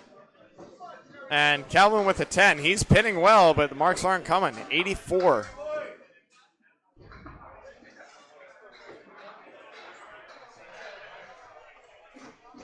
It should be 84. They gave him 83 so far. Jerry a little off now. Carves out the triangle 6. Calvin, ooh, through the middle. Good bid here for $25. Calvin Locke, one of the guys who can readily make this.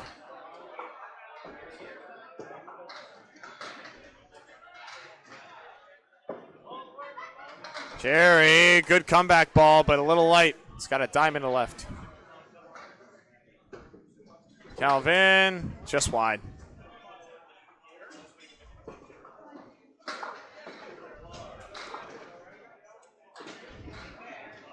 Oh, Jerry slips by right there. And Calvin's going to make a good bid for a 10, and he's going to get it. Is that a 6 for Jerry? Calvin 10ing his way out, 94 through 9. Jerry limping through 114 through 9. It's a 6 to maintain the 120 plus, but he's looking for more. That's a good ball. Finds it again, snaps it. Tough split here, though.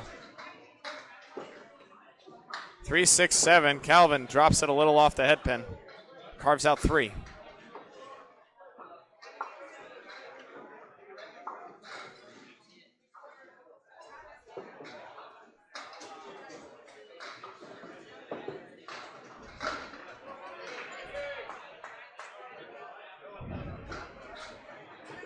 Jerry trying to make a cut. Can't send it over. Tough half. No marks in the second Calvin half. Locke's score on the top of our screen reads 103. It's really 94, which we see in the boxes. There's a formula error in there. Sure. And a 9 box, Jerry Dunn, after a monster start, has a tough half here. But after he starts with 4 marks in a row, finishes open. Yep. The next 6. 123. Calvin Locke, 103. Tough string right there. He'll still be in contention. He could absorb that, but that's all he can absorb. Yeah, well, Calvin will find himself at 368. We'll see him again in the next one, see if he can bounce right back.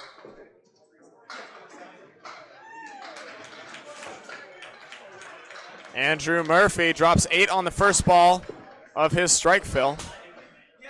He's got the 1-9. Danny Harris, triangle. Triangle 4. Murph on a And strike a will 9 fill. fills with 9.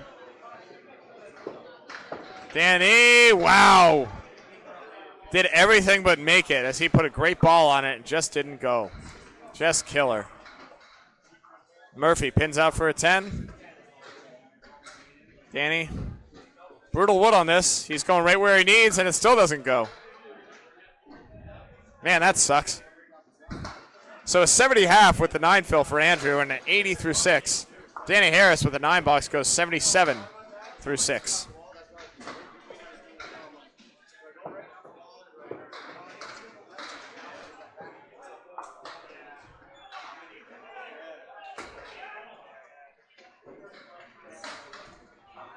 Andrew Murphy in the 7th box. He's going to wipe out 6, maybe 7. Yep. 3-pinner with the head pin in the lead. Danny is going to drop 8. 3-6, wood in front.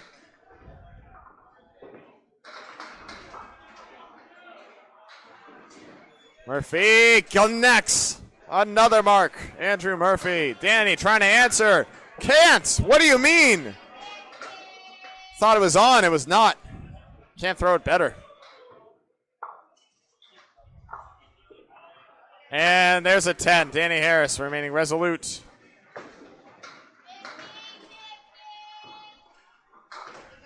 As this ball's going to limp back to the lane. Danny can't go across the line, but he will pick it up once it gets there. He'll do it. That's fine. Didn't have the ball in his hand when he crossed it. Nope. It's all good. So 87 through 7 for Danny Harris. Andrew is 90 in a ball, and he's going to get a little break off the head pin. Check 6. Danny's going to drop 8, maybe 9. Oh, man, the 9-10. There is wood on the deck. Let's see where Mr. Harris is right now.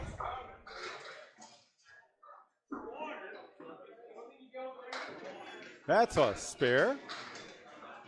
Beautiful spare, Andrew again. 96 through 7, 106 in a ball through 8. Danny Harris only at 220 so far. He's got some work to do. And that'll help. I don't know what took it, but it fell. Danny Harris with a big mark right there. I couldn't tell. 97 and a ball through 8. Something in the backside there. Probably pin off the back maybe. Unreal.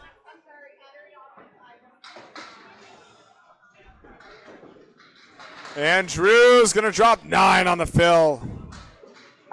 115 through 8. Danny, look at this 5-pin take a walkabout. And, well, the 2's going to go. Who knows what's happening now? This is insane. Look at that hole. Was that the 4 or the 5, Bob?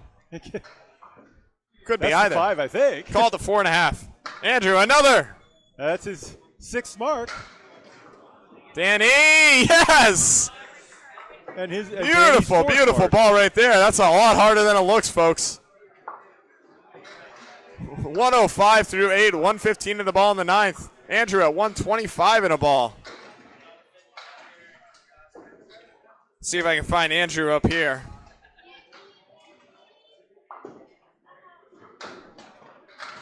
Oh, all right. Danny, 5 fill, has the bucket. 120 through 9 for Danny Harris.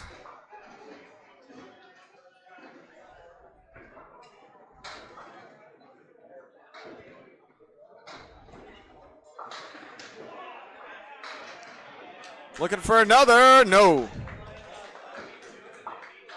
That was 5 on the fill, right? 5 on the fill. So Andrew Murphy filling up another. It's a good ball. It's a hair heavy, and it breaks up the split. 8 fill puts him at 133. Chance at another. Danny, ooh, tough 6 to finish. Still find himself at 126. Brings himself up to 346. So he'll need a little more work to get himself back in contention. to make the cut. All right, now this is for the Murphy, spare big here. if it goes. It does. Brian Murphy marking out his last 4 and 5 of his last 6. 133, 143 and a ball here. And Danny ended up. Danny went 126. So he had a 10 here and a 6. Yep.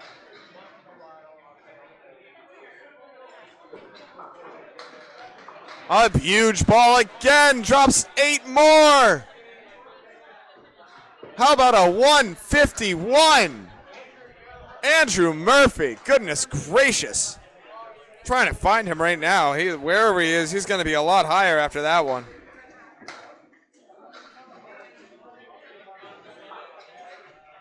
Yeah, that is the highest so far on lanes 1 and 2.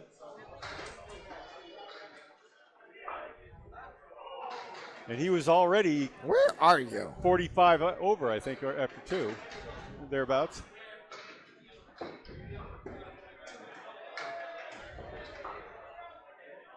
right.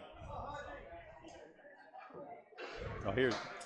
All right, Corrado Pani on a spare fill. Got 7 on it. And gets another. That was a 72 half for Corrado. Yes, it was. Hodge into the ocean, needs it here.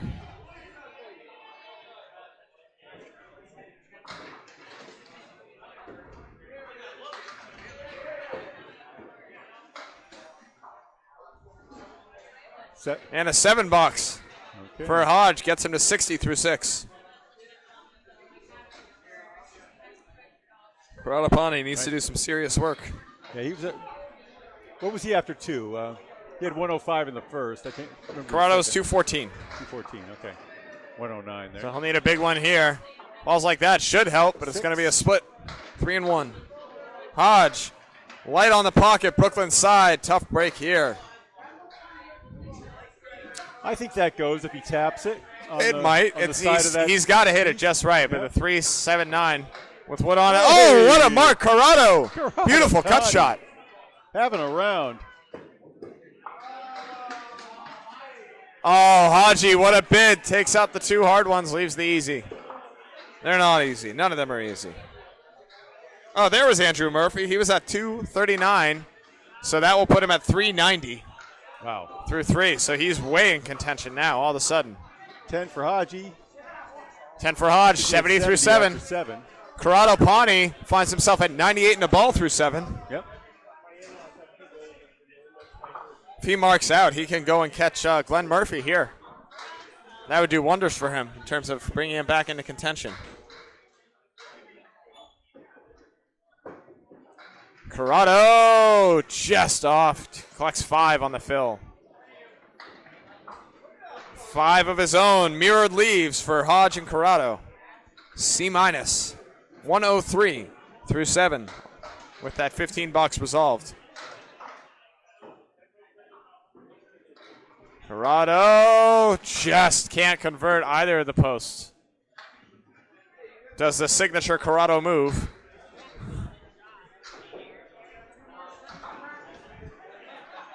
And wow, what a 10. He says ho hum. 113 through 8 for Corrado.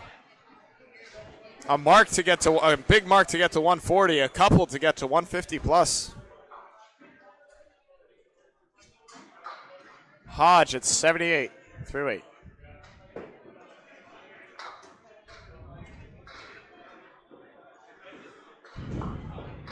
Corrado just off again. Hodge just off as well. Takes an extra pin, but both tough leaves here. Corrado, Kaleri plus the 10. Puts a good ball on it. And once again leaves the post. 7-10. Hodge just off as well. Wrong pocket, right idea. He's got the 1 and the 10 left. Corrado the 7 and the 10. Can he make another pretty 10 here? It looks good, and it goes. Another 10. Back-to-back 7-10s, 4-10s. And Hodge smashes the head pin for a 9. 1, 2, 3. Do, re, mi for Corrado Pani.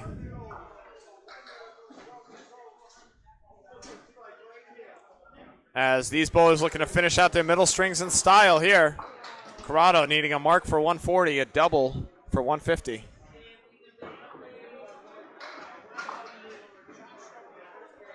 And that's a good ball right there. Drops 8. And Hodge let it go. He said that's full, and it was. It's an eagle minus the 7. Clipped wing. Corrado gets it. Goes around the wood. Beautiful shot. Well executed. 133. And a ball. Hodge makes a great bid at it. Can't convert. Takes out 3 on the cut. And spins it just by for an 8. 95 for Hodge. Corrado, 133 and a ball, trying to get to 140 with a 7 or better.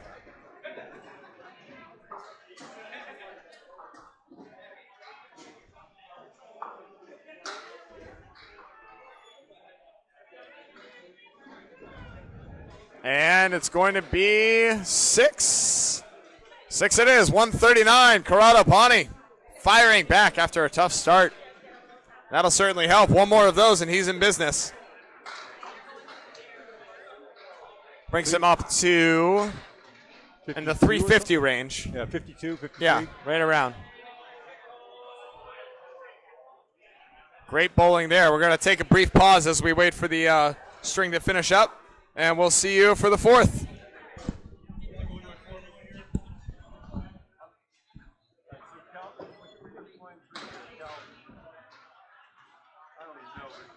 Pick it up. It's summon I5 to J1604. Is it wrong? Yeah, it's got 9 extra.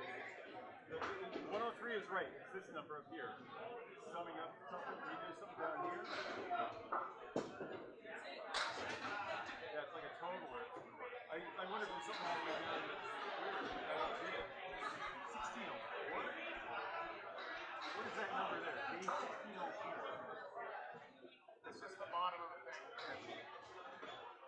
And it's like there's a 9 somewhere down there in the bottom. I don't know how I would have got that. What can I do? Try putting J1000 instead. Or whatever this number is right here. J42. Try it.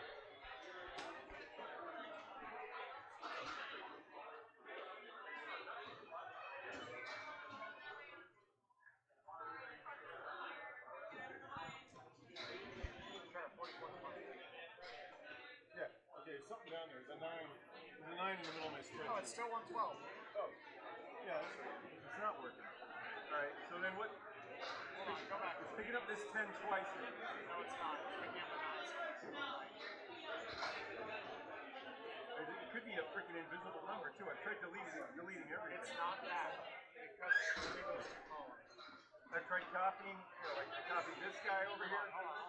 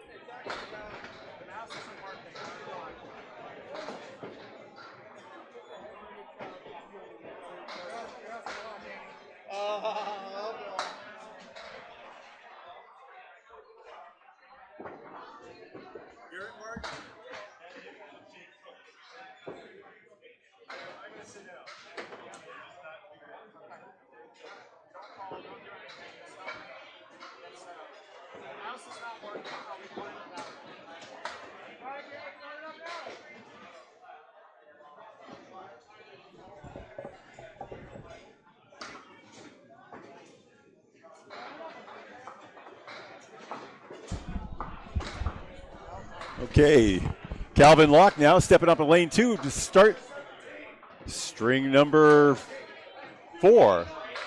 He drives it in home, and the 4 was the last to fall on that strike.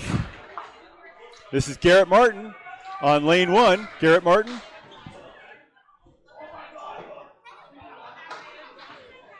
He hits the head pin.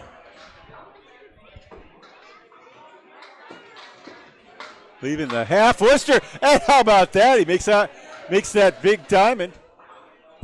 That big, I guess it's a big triangle, the 3-way.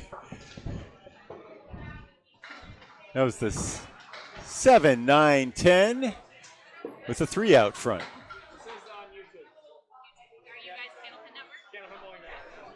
So Calvin Locke started with a strike.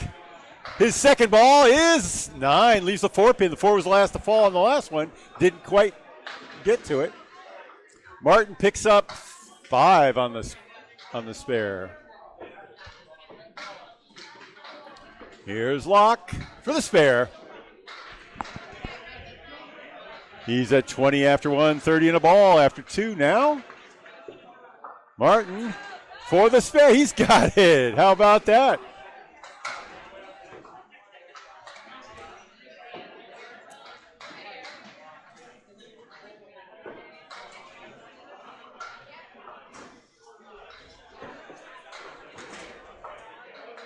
We're going to see Garrett Martin, Matt Nichols, and Jake Cook, the new bowlers on lane 1, as Calvin picks up 8 on his spare.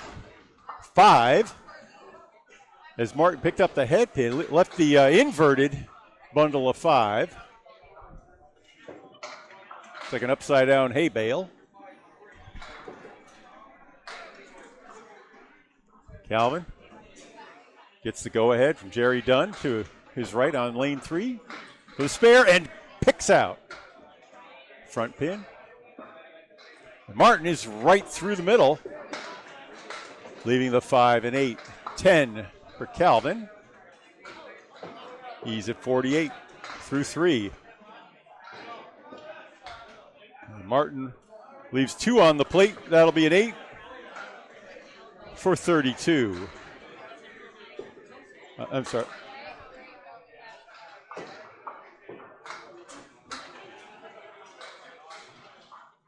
Another mark for Calvin? Yeah, now something, for some reason it's subtracting the 9 here. Copy this. Hold on. All righty.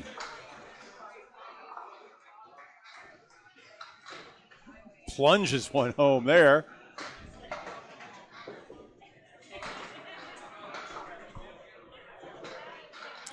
A strike to sit down.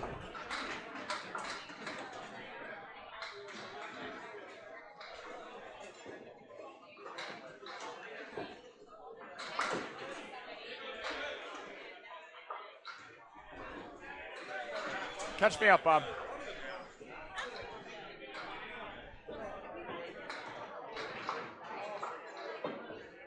.57 and a ball for Garrett Martin. How did he get there? Calvin with a 9 is at 77. 9 in the 5th. He had a 10 in the 4th. Got it. Got Calvin. Give me Garrett. He was up to 58 in the 3rd. He was at 58 in the 3rd here somehow. Maybe that's a 9 here.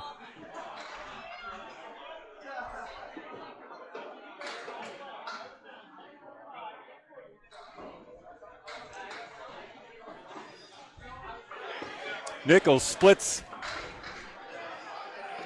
That was the 6-10 in the triangle 4. Got the triangle. Harris can't convert. He'll take 9.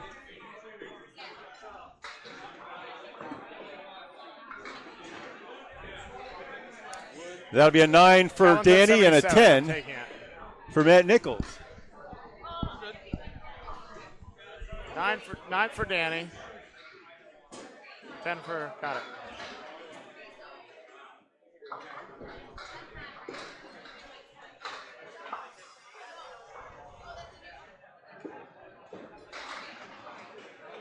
Okay, Danny takes out the mini rack on the right plus the 4-pin. Nichols is down the middle for a pure spread eagle.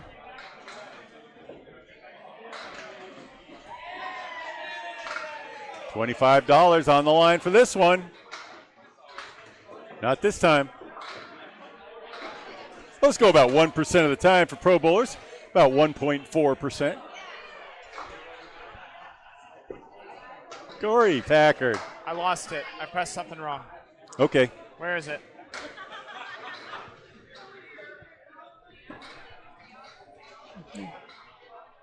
Oh, strings 2. Strings 2. Strings 2. Thank you.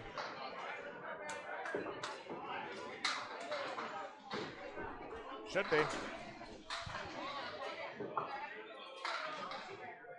There we go. Sorry about that with the scoreboard. Danny Harris sits at 9.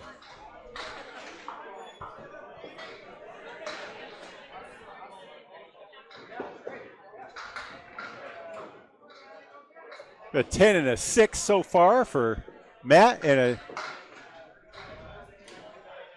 19 for Danny Harris.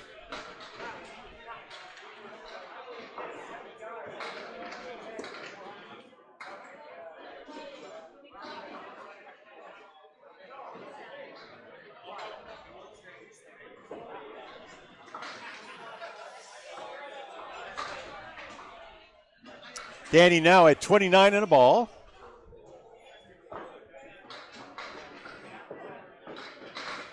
Fills with 8. Matt fills his spare with 2. Puts him at 28. All right, I need Martin. Yep. I got it. I need Martin. Martin's at 57 and a ball with a Okay, so that's wrong. 5 spare, 5 spare. Yep, 5 spare. Got it. That's what I'm missing.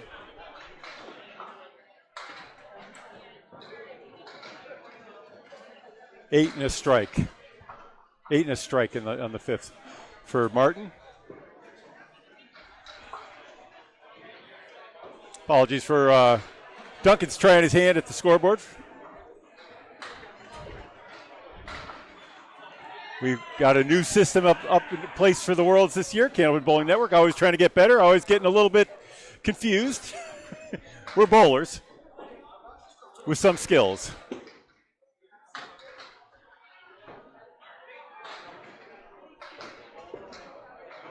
Okay, Danny Harris after spare 8 in the 4th, a spare 8 in the, is at 55.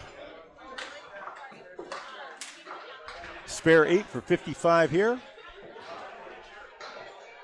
And Matt Nichols sits down.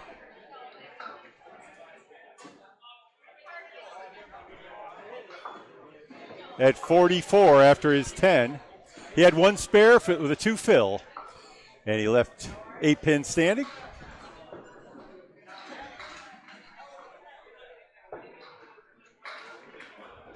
Nichols, he finished up with a 6 in the 4th and a 10 in the 5th. All right, Jake Cook now appears for the first time on lane 1. Came off lane 24. Delivers a Caleri on his first ball. Out of the 3-hole. Haji spins one onto the tip of the wood out in front of the 5-pin. Doesn't go, and really close on Jake Cook's spare bid. Had a sliding pin that veered off as it crossed the 7. He'll take a 9, pair of 9s there.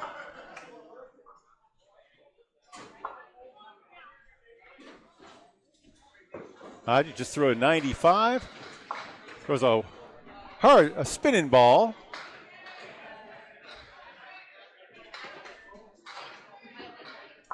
Cook crosses over. Oh.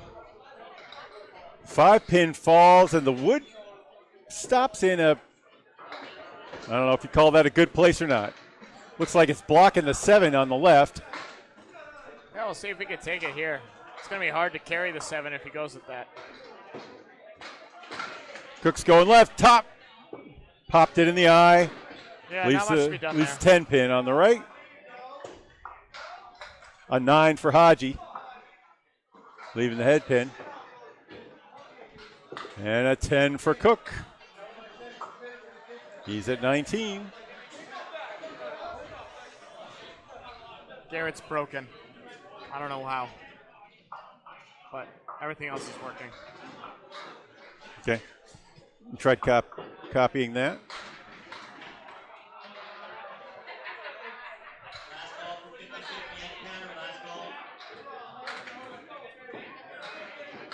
No, that's okay. Cool. All right, Hodge has got a single pin to stare at for a spare. Right in the face. Jake had a horseman and still does. 28 in the ball for David Hodge. Jake looking for an out here.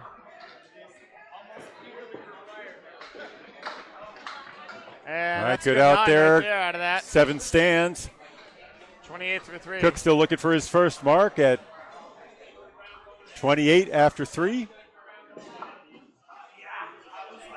Hodge, I believe he's with Flooring and Backsplash. Is that correct? Who's he both for? In Worlds. Harry's? No, Nope, not no, Harry's, it's not. that's It's Jake. not. I don't know. Jake Cook does bowl for Harry's All-Stars. And rifles the pocket. Tough break there. Oh, New England Flooring. 2-2 split.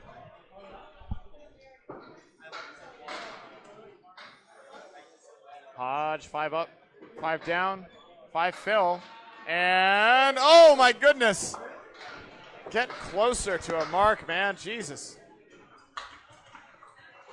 Jake gives it a bit of his own. 5 fill gives Hodge 33 through 3. And that will limp over for a 10, giving him 43. And Jake goes wide. Be a tough 8 right there. 36 through 4 for Jake Cook.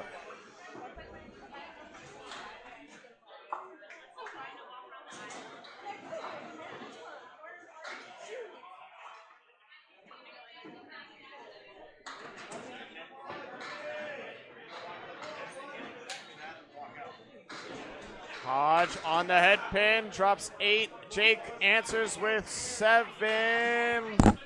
Yep, 2-pin stands. The wood's going to make this really tough. I hate that wood. That's right. It looks like if you bring it up to the pin cam, we'll see what Duncan's talking about. Is that right here? You see that piece right there, right out in front. It's going to deflect away. Yep. Yeah, just it like did. that.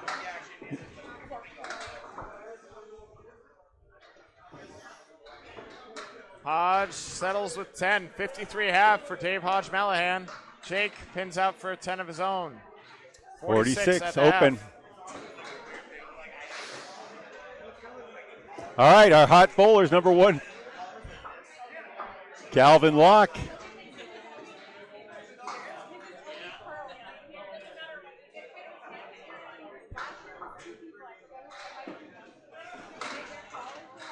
Calvin drops 8. Garrett Martin Give me one matches second. him. Both of them have Calvin looking at the 610. A little bit of wood at play in there. He's going to wait for it to stop and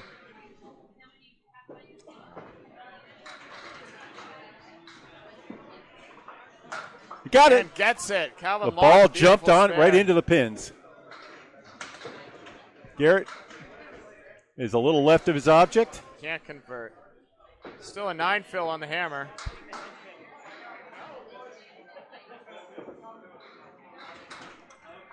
Gives him a And that'll be a 66 10. half and a 10 for a 76. Through 6. Martin 16 over his box. Calvin 27 over his box. After Yeah, 6. Calvin's coming alive here. He needed it to bounce back. Tough break there as he fills it nicely with 7. Puts him at 94. Wow, dominates the pocket. Garrett Martin. 9 in the right. pit. 6 on the stands alone. Calvin trying to make a cut. Oh my goodness, he cut it over in front of it twice. Wow. And that'll go by the left. And doinks it for a 10.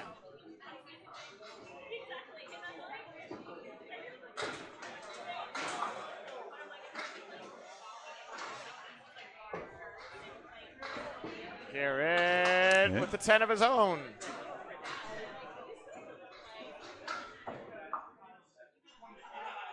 $86 through 7 for Garrett Martin. 104 through 7, Calvin Locke.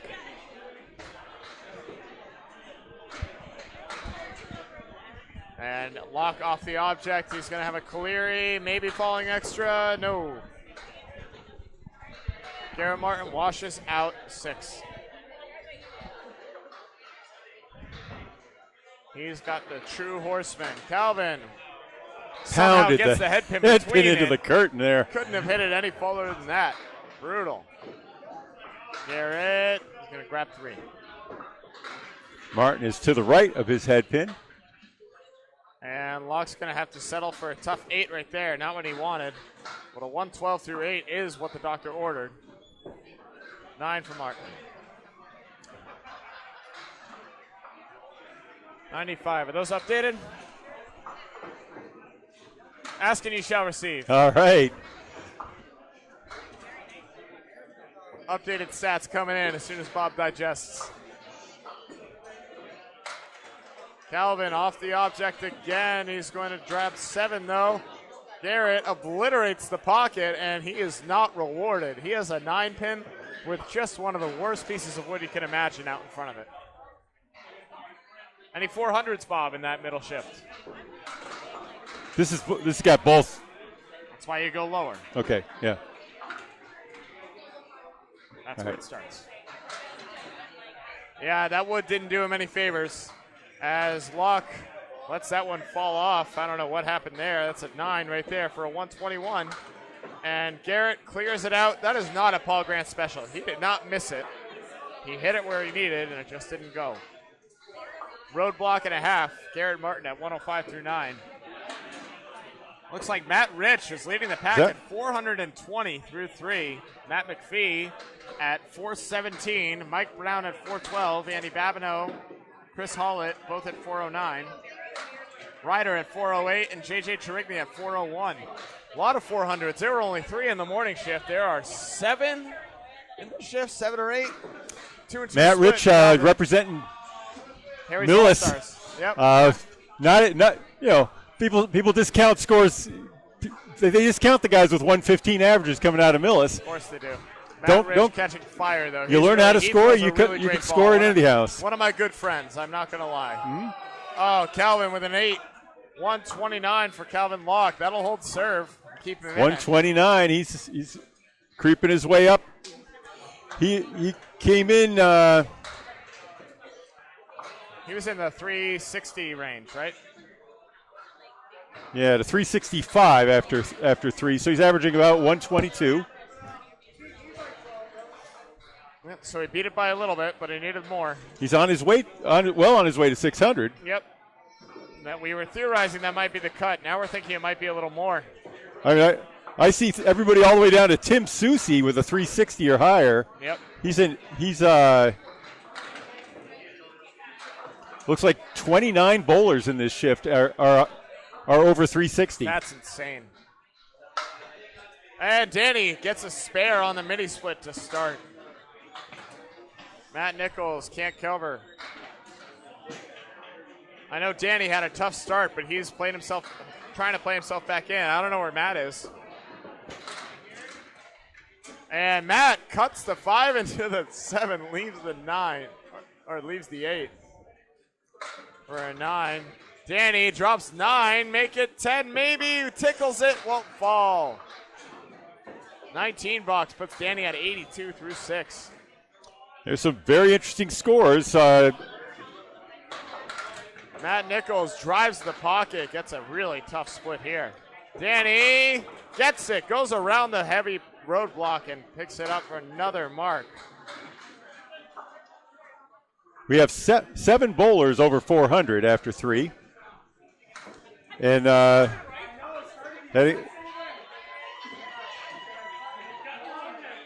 right after that, we have J.J. Trigny, who shot a 397. We saw him earlier.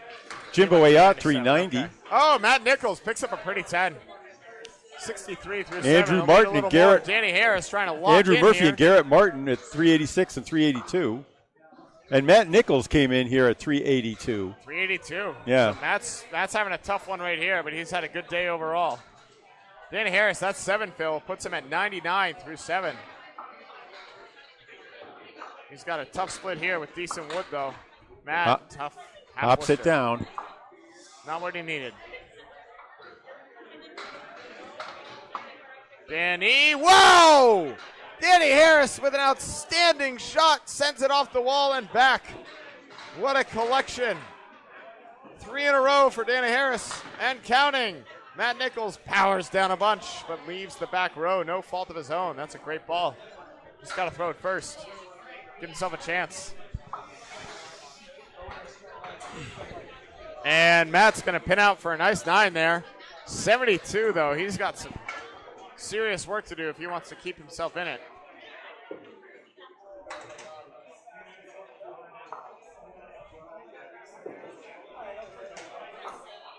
He can come alive just like that, though. Absolutely. See, Calvin Locke was sitting at 368. Yep. Let's see if you see any other names on there. Okay. Danny Harris drops 6 on his fill. 115. Another tough split. Let's see what he can do. Oh, boy. Oh, Matt Nichols. Not a good time for that. Not having a good string here. That was a 39-mile-an-hour pitch. Danny, Right oh, what a up the- pitch. Just right up the didn't nose. go. He'll find himself in the 120s through 9, though. Matt trying to make a $25 shot. Just takes out a wing. Come on.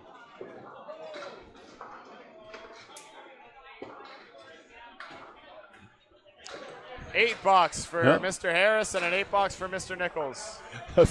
3 object 8, but an 8 object. nonetheless. It would feel better if he, if he really got it.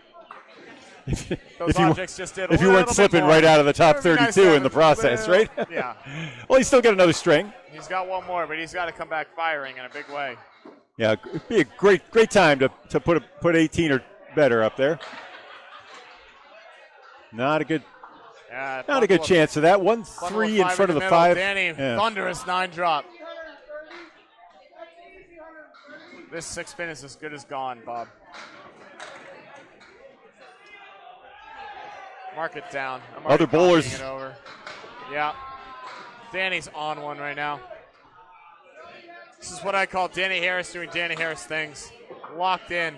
Matt Nichols, 10, tough 90. Danny Harris, 133 at a ball.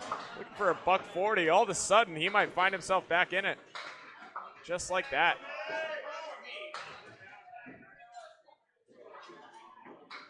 Yeah. Powers down. Only 6. Looks like more.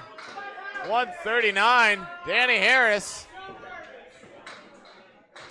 Beautiful stuff. Now that's good bowling right there.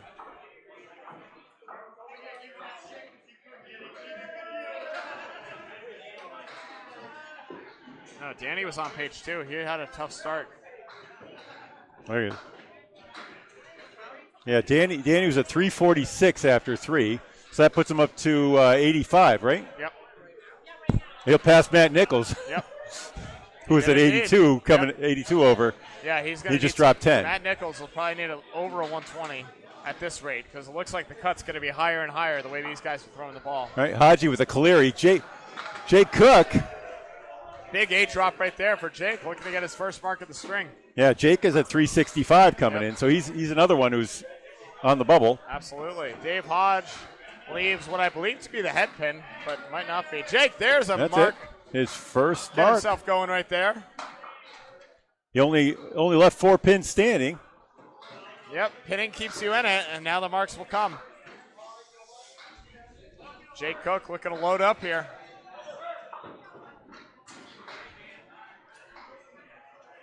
.56 in a ball. Hodge wipes out 7, 8, 9. Backdoors it. 9 pin with a plank.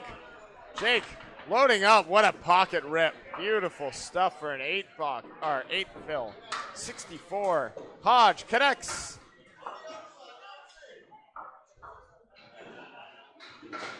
Jake, Nope. a naked 2-pinner, no. Really wanted that one to keep himself going, but see if he can pin out for got a 10 here. himself over par, but he needs to get up another one 10 or helped. 15 pins. That one gets around right there, 73 through 7. Looking to stay on that 120 range. Yeah, we think the pace is going to be for 600 or better for Yep. the top 32. Hodge, tough break there as he fills his spare with a clipped eagle. 78 for Hodge through 7. Jake, a monster Powerball strike. Jake Cook comes right back firing, probably saying, nice fill, a-hole, as he collects 83 and 2. Hodge, wow, what a shot. It was for a 10, but it's a beautiful 10 nonetheless. 88 through 8 for Dave Hodge Malahan. Calvin goes to clear out the left channel on lane 1. He'll bring it back as a souvenir. I'm sure he doesn't have any of those at home. Hodge wipes out 5. The horseman plus the 5 is the sleeper. Jake looking to double up. He dropped it and gets 2. One more ball to go, but it's going to need to be a really good one here. Hodge just skates by. Jake, that is a good ball. Is it going to be a spare? Oh my goodness, so close. 9 fill, big time fill on the strike though.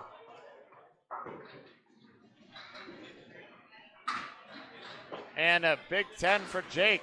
102. He's through 12 over. Hodge at 96. He was 65 over after 3. One more mark will get him into that 120 range again. That's where he needs to be, and then he needs to pop off for a slightly bigger one because it looks like the cut's going to be over 6 at this rate. That's right. There was 17 bowlers at 600 or higher this morning, and we have had 29 bowlers at a 360 pace after 3 that are headed there. We might be seeing a 610, 620 cut even at this rate. Well, if that's the case. Hodge has got a bustle of 7 strewn about the deck and doesn't connect on number 1. Jake, 5, 9, 10 with really, the bowlers from this morning on the bubble, Devin Brooks, Scott LaPierre at 600. Oh, Jake makes it go. Somehow, some way, the ball comes back and takes the 10. Outstanding right there, Jake Cook. Hodge with an 8 for a 104 finish. Jake at 112 in a ball. Everything coming up Millhouse as Jake gets. It's going to take him 3 or 4 balls to clear the left channel, however. He still didn't do it. It's all right. Calvin's taking another hop down there. And he's just going to chuck that one into the pit, saying, get out of here, ball. That's the 4th time I've seen him go down. Calvin Locke getting his steps in. All right, so Jake's at 112 in a ball. This 8 fill to put him at a 120 would be huge right here. he was just at 73 after 7. Oh, it's a good one. Oh. It's going to be only 6, though, somehow, some way. It's a pretty good 118, though. 118 finish. Jake Cook keeping himself in it over that 120. Yep.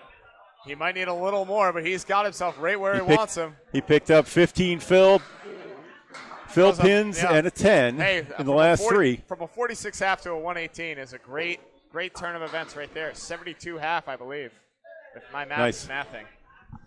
And that'll do it for the 4th of 5. We're going to move on. That's right. Keeps him over the up in the 600 zone. He's at Yep. 483, I believe. Yeah, looks like you might need more depending on how this 4th game goes for everyone else. We're going to take a pause right here and reset for the 5th and final string of the qualifying round.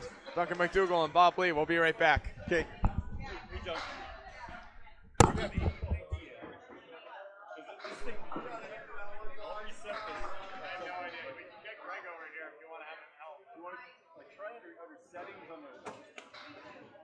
Let me do Oh, let me try up in here. Let me try on the menu.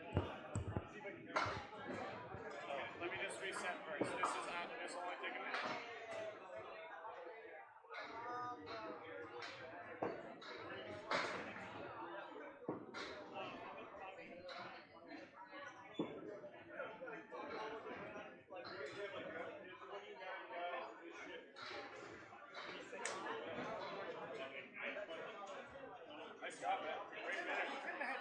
You are. Dude, you're right there. Seriously, throw 30. You're gonna need it at this rate. Numbers are huge. It's gonna be over 6. It's probably gonna be like 610. What? Dude. 17 at 600 and like 20 on track right now. 17 at 600 last shift. Yeah, dude, Matt's going crazy. Matt Rich? Holy shit. Berta. Oh, is he coming? Oh, we're going to see Pat Rich here. Awesome. Love it. All right. Bob.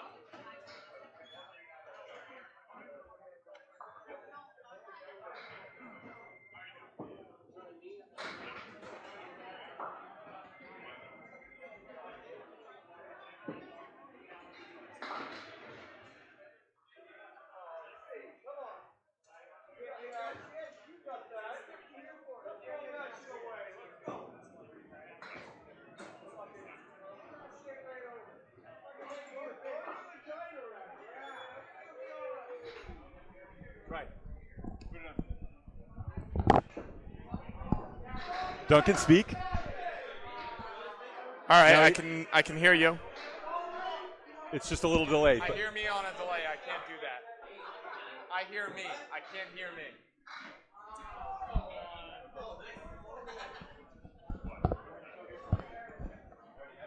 It's gonna completely fuck me up. It might be as simple as. Wait, default playback. I got a delay. It's got a delay. Shite, man.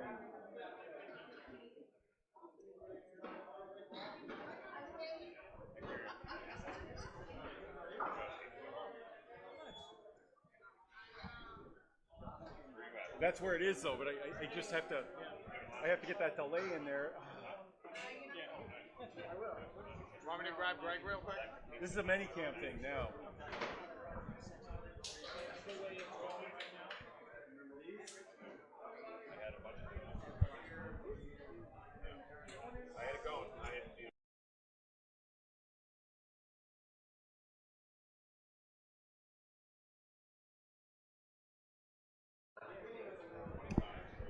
Test. That's better. It still might throw me off. Yeah, it will. Barely a delay, but it's killing me. No, it's so much better for me to hear you. Yeah, you can hear me. If I do that, that might work. Okay. Okay. Honestly, I might keep the headphones off because it's gonna fuck me up just to barely delay. Apologies.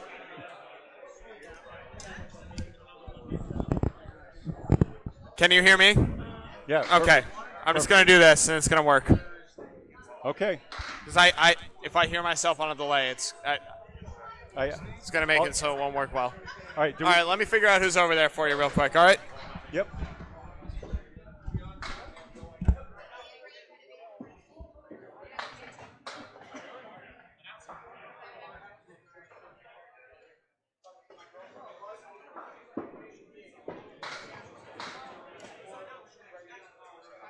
All right, we do have Garrett Martin.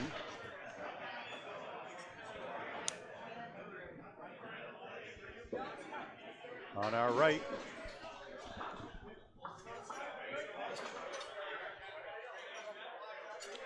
Is that Jeff? Jeff Champagne? Jeff.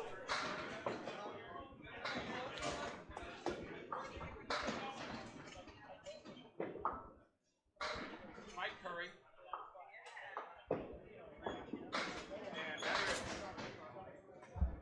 Mike. Curry. Curry.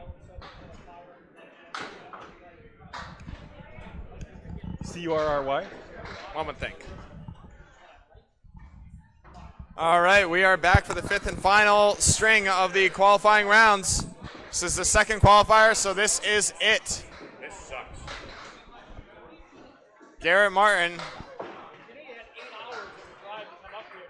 You could have done it while you were in the car with no headlights on. We heard about that. Garrett Martin and Jeff Dugas getting started here. I even got called by the treatment center. Jeff with a 17 through 2. Looks like he had a nope, 12 through 2. So he went spare 2-9 for 21. Yep. Garrett Martin at 19 with a 10 and a 9. Do the easy one first. All right, Garrett Martin, 19 through 2. Wipes out 6 on the first ball. Jeff Dugat, heavy on the head pin. And he's got the 3 and 2. Justin Waters about to turn this car around.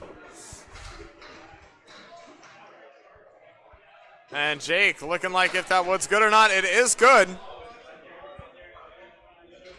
Garrett Martin will shoot at it.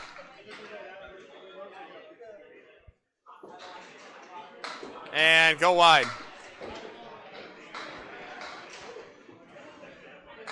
Oh, what a bid right there, Jeff Dugat. See if we make sure we get the right spelling for you guys.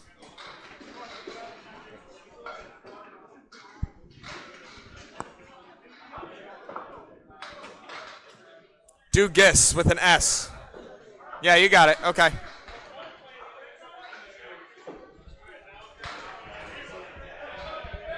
All right, 27 for Garrett, 31 for Jeff Dugas. Dugas? Yep. He said Dugas, so I'm going with Dugas. Okay. What he says goes. It's his name after all.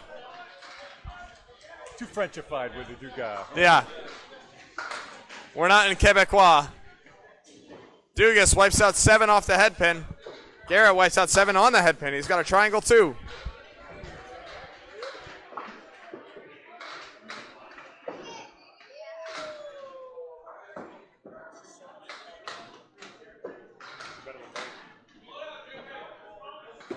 Takes a clip off the triangle. Jeff Dugas can't convert. Fifth and final here, Duncan.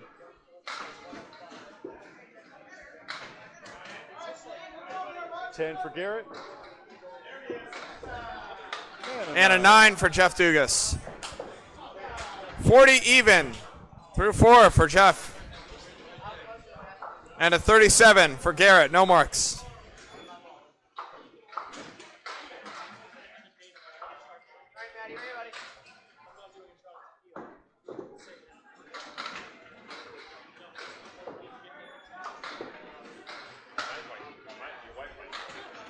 Jeff Dugas drops 9 on the head pin. Almost 10. Wraps around. Wood on it, though. Garrett Martin has a diamond plus the 10 and only clips the 6. Diamond plus the 7. Apologies.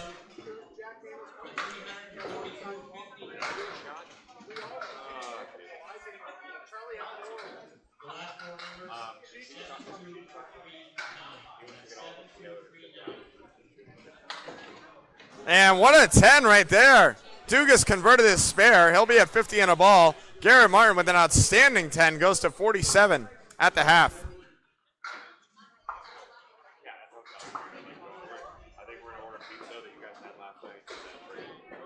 Oh, switch up. Matt Richbull in second here.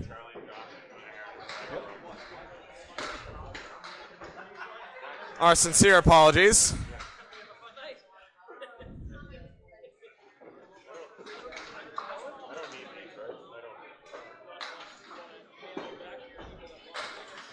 And Matt Nichols off on the 3-pin. Remember how I tried to use my card over McDonald's? Hourly to my bank call. Yeah, just to make sure. Matt Rich having a hell of a day so far. It keeps it going with a 9-drop. Did you find out what he did last? I'll ask. He was at 420 after. I'll ask him. Led all comers. Matt Rich, the lone single, gets it. Spares abound for Matt Nichols and Matt Rich. The back-to-back Matt attack. Couple of marks to start off.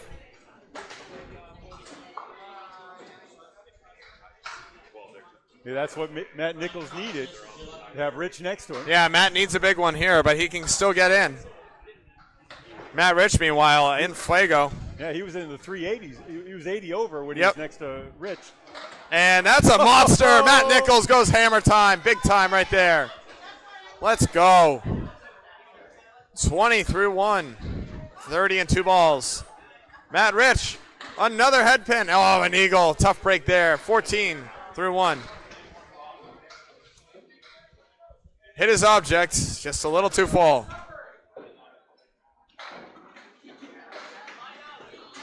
Matt Rich takes 3, trying to make a professional 10 here. Matt's a tall guy, but he keeps his head really low when he delivers the ball. Not that tall. Matt, go for a double. Matt Nichols leaves 1. Matt Rich, wow, what a great 10. Stays hot right now, 24 through 2. Matt Nichols, the 4-pin. Gets it right in the face. Matt Nichols, 2 20s in a row. Spare on strike on spare. 50 and a ball through 3. Matt Rich off the head pin, gets a break. It's going to be 7, maybe more.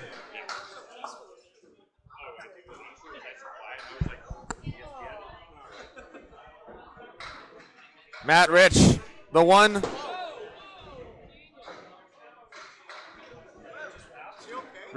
He's going to take a towel. I don't know what happened over there. They got out of sync. It's all right. Danny almost completely lost it and salvaged it. That was on there. I don't know how. Martin too. I don't know. Matt Nichols or Matt Rich spare. Undeterred, Matt Rich another mark. 34 and a ball. Nichols trying to get another 20. He'll settle for a 17 bucks right there. 57 through 3. Matt Nichols coming alive right when he needs to. Okay, they're on track again now. Matt Rich on a mark. Drops 7 of his own. 41 through 3. Triangle 2 for Matt Nichols. No. Triangle 3 for Matt Rich. Triangle's named after the pin in the front. It looks good. It's online. Just by it. Can't miss it by much less than that. Matt Nichols, boom, Big 10. Matt Nichols coming back firing with a monster half already. 63. 67 through 4. Matt Rich with an 8 bucks. 49. Nichols already 7 through 4. Or 27 over. 27 over. Nichols drops 8 off the head pin. He's got the 1 and the 7 with a whole barrel of wood between. Matt Rich, 8, maybe 9. Okay, he's going to get that V in the middle. Oh, it'll stay 8. There's the 7-10 left standing. A lot of wood on the deck.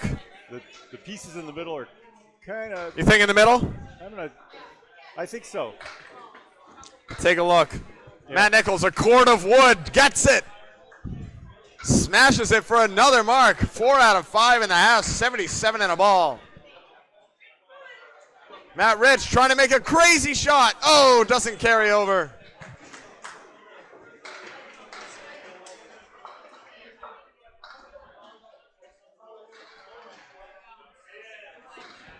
And he'll settle for a 10. Great pinning, Matt Rich, as he stays hot. 59.5. Has some work to do, but he's in serious business right now. What's your last name? 132. Okay, so he was at He's running 550. away. 550. Yeah. 552. Okay. He's at 59, 61 over now. Better. Come on, keep it going. Seriously, let's go.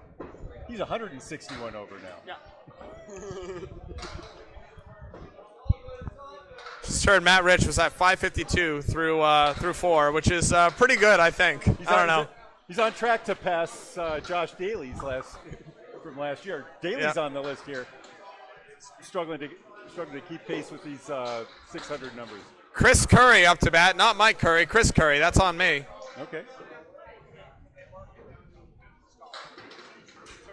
We'll get that fixed up as he goes wide. Jake Cook has a 3-1 to contend with for a $10.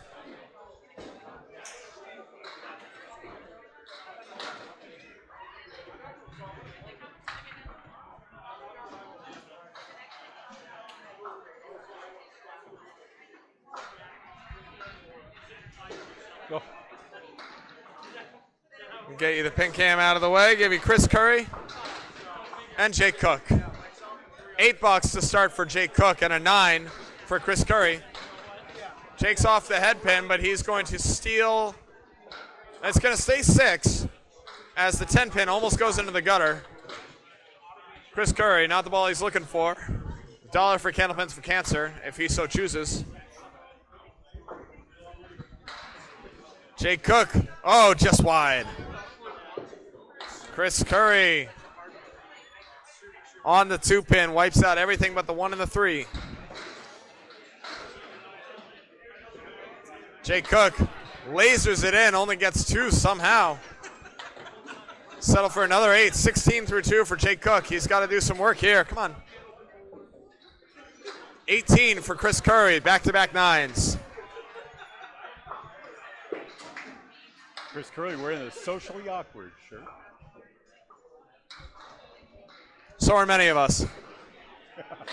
Oh my goodness, Jake Cook absolutely annihilates the pocket. What a pitch.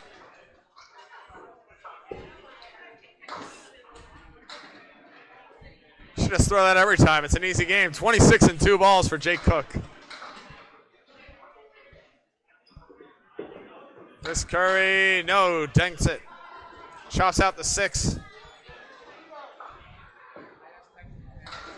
Looking for an out here. He won't get it. It's tough $7 right there. 25 through 3.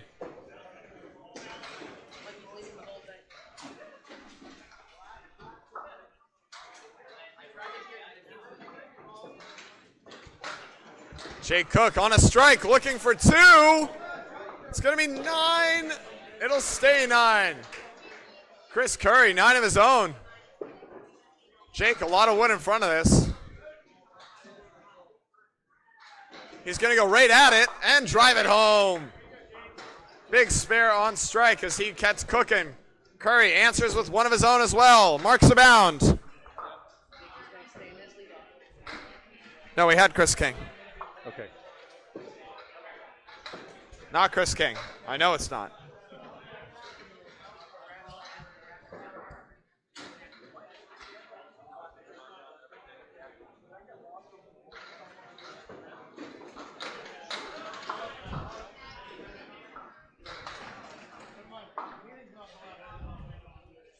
All right, Jake Cook, 7 on the fill on the spare. He was at 36, now he's at 53 through 4 all of a sudden.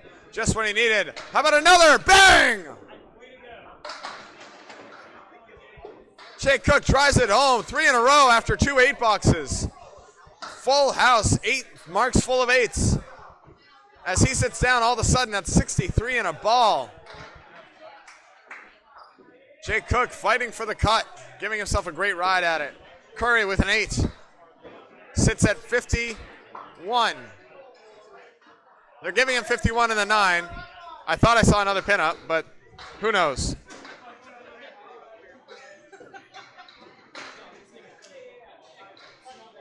We are not the official scorers, so if they say it's a 9, it's a 9. All right, we move back to the top of the order. Garrett Martin, he's at 47. He drops 7. Tough break right here.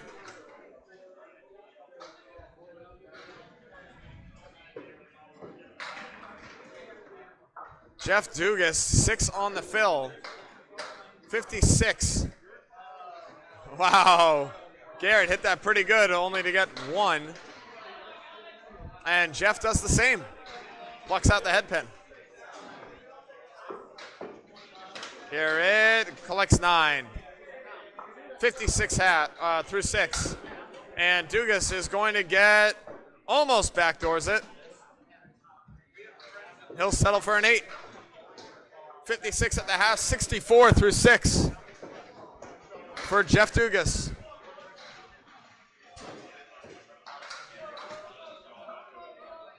Garrett's been pinning well, still looking for his first mark of the string. There it is, right on cue, Garrett Richards. Jeff Dugas answers a strike of his own. Box 7 is Hammer City as Jeff Dugas and Garrett Richards go back to back. Feeding off the energy right here. 66 and 2 balls for Garrett Richards, 74 and 2 for Jeff Dugas here in the 7th.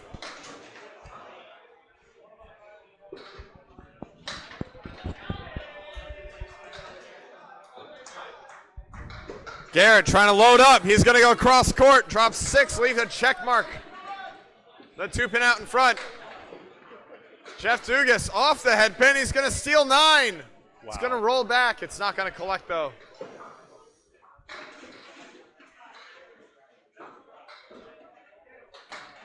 Oh, my goodness. What a great ball from Garrett, but he only plucks out the heart of the check mark. Takes out 2. 8 fill. Dugas won't go. 9 fill for him. And Garrett's going to get a 9 out of that. 8 fill put him at 74. He's at 83 through 8. Dugas cleans it up for a 10. 93 through 8 for Jeff Dugas.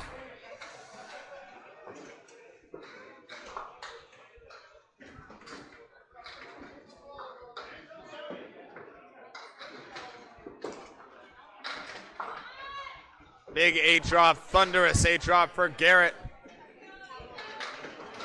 Jeff is going to grab one of the corners. The other one stays up. And the sweeper's there. He's got wood on it. See if he can make it go. 5, 7, 8.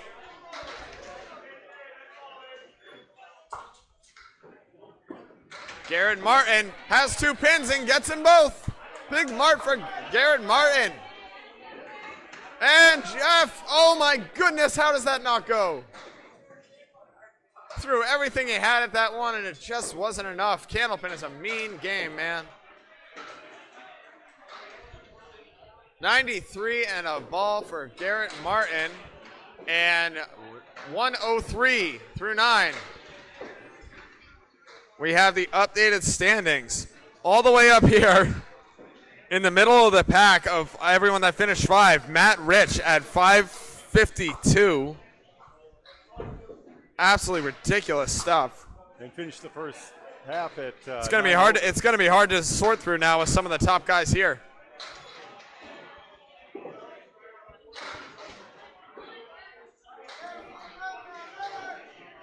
Do my best. I see Jeff Surratt with a 513. That's probably not through 5. Yep, that's 4. Jeff Dugas drops 8. Garrett Martin, 5 on the fill, 98 through 9. With the Caleri, goes wide.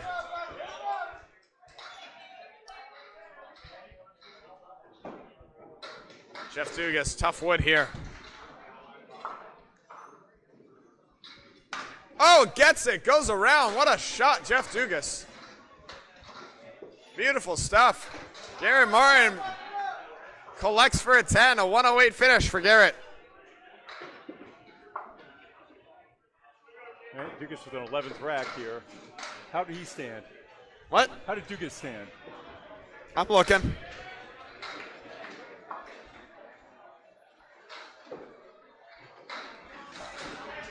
Coming up, we're going to have Matt Nichols at 472. I know that much. Yep. He'll need a 128, and he's right on line. Jeff Dugas with a 5 fill. Gets him up to a 118.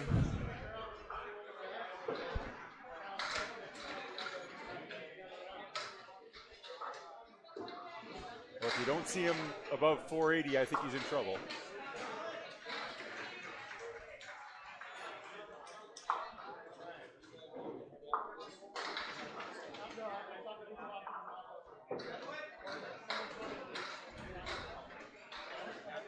All right. I'll try and find him. Here's Matt Nichols' first delivery after the big first half. Matt That's a Nichols strike. stays going. Unbelievable. Matt Nichols. Unfair. Another big 20. 87 half. Matt Rich has a Caleri. Decent wood in there to catch the back two. Oh, it's falling away.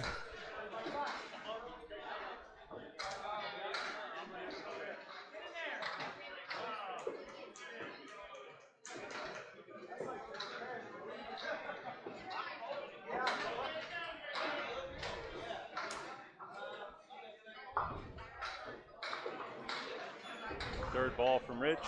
And Matt Rich will have to settle for a 9-box. 63, he's over par, but he needs a bunch more to stay in front. Trying to drive this train into the knockout round. What's our top bowler there? It's all muddled up is the thing. Because there's some guys that did better through 4. Yeah, Jason Doucette, though, at 57. is Yeah, what he's aiming for. 57. So Matt Rich looking for a 110 plus. Matt Nichols, 5 on the first ball of the hammer. He's got the check mark plus the 7. Matt Rich with the post. Horseman on the left side, 10 pin on the right. Nichols came in at 72, right? So Yep, he's giving himself a great chance right here. He's just got to keep it going. he's got to be in the 30s, so. 28 to 30, yep. Matt Nichols, wow, what a shot. Unbelievable. 20 boxes abound, Matt Nichols. 107 through 6, 117 in a ball. Through 7, Matt Rich, great bit of his own. Just a hair heavy, he's going to take out 3. The 4 and the 10 to play.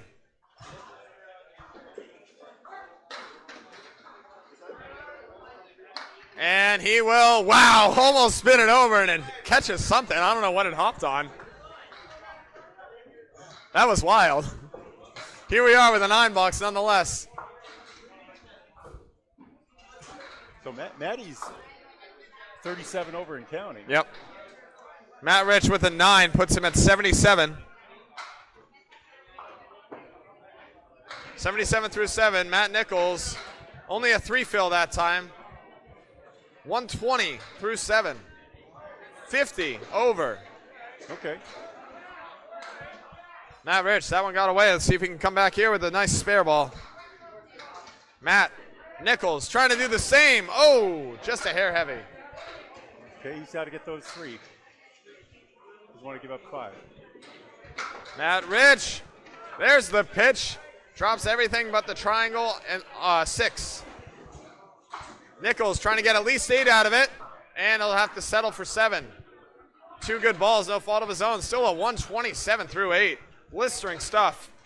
And Matt Rich wasn't there. He'll take the... Okay. Gladly take a 9 out of that, though. Yeah, Matt's 86 through 8. Matt's in the 610s. Yep. Unless he throws a couple 2s here. No, he is at 550. Oh, Matt Nichols. Yeah. He needed a 30 game to get to 600 or 20 or 28 anyway. And he's already at 127 pins in the.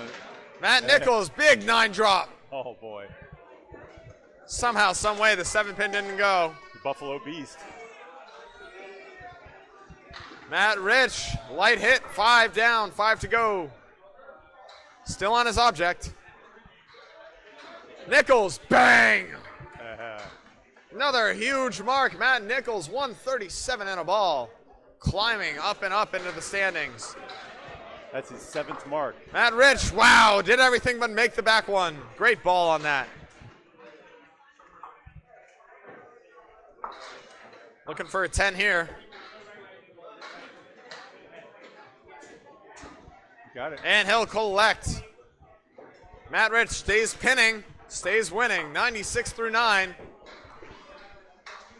you sure?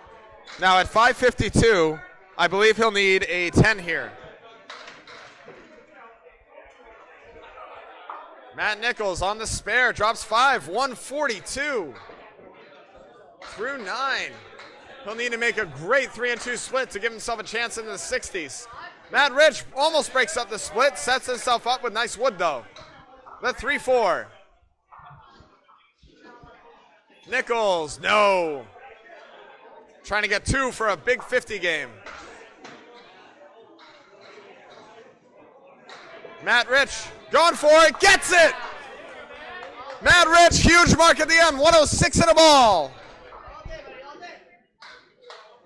Matt Nichols, 7, big 149 string. Right on cue. Ties for 621 by my count. highest string we've seen up here, tied with JJ Turin. No, we hit a 151 last thing. Oh, that's right.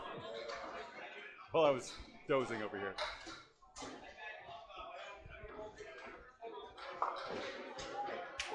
Matt Rich looking for 1. Good ball. Won't get it.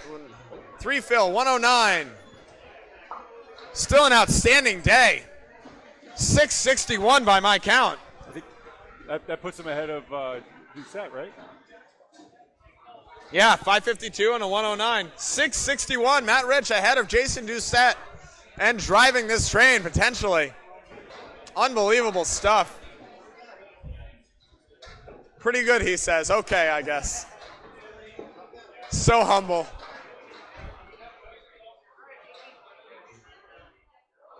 Jake Cook trying to get in on as well. He'll start with 5, maybe 6, 7. Steals a head pin. In the bonus. He'll take it on the fill for sure. How about an even 70.5 for Jake Cook? Oh boy.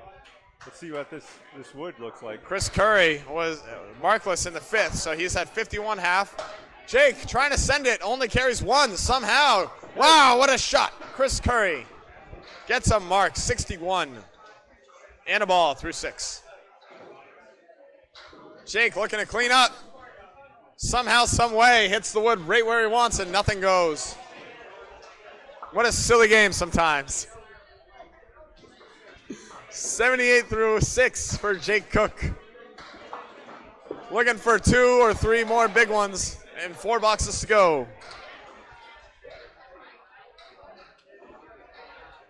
Oh, boom! Right on cue, Jake Cook throws a hammer. Can't ask for a better time for that. 88 and 2 balls in the 7th. Chris Curry drops 8 off the head pin. That's a big time fill. 69 through 6. Somehow, some way, it doesn't, and then it might, and then it won't. What do you mean? That's stupid. And he collects the 10. What do you want? Right. Jake on the Jake strike. Cook looking for a big double. Can't quite connect, but it drops 8 with a plank.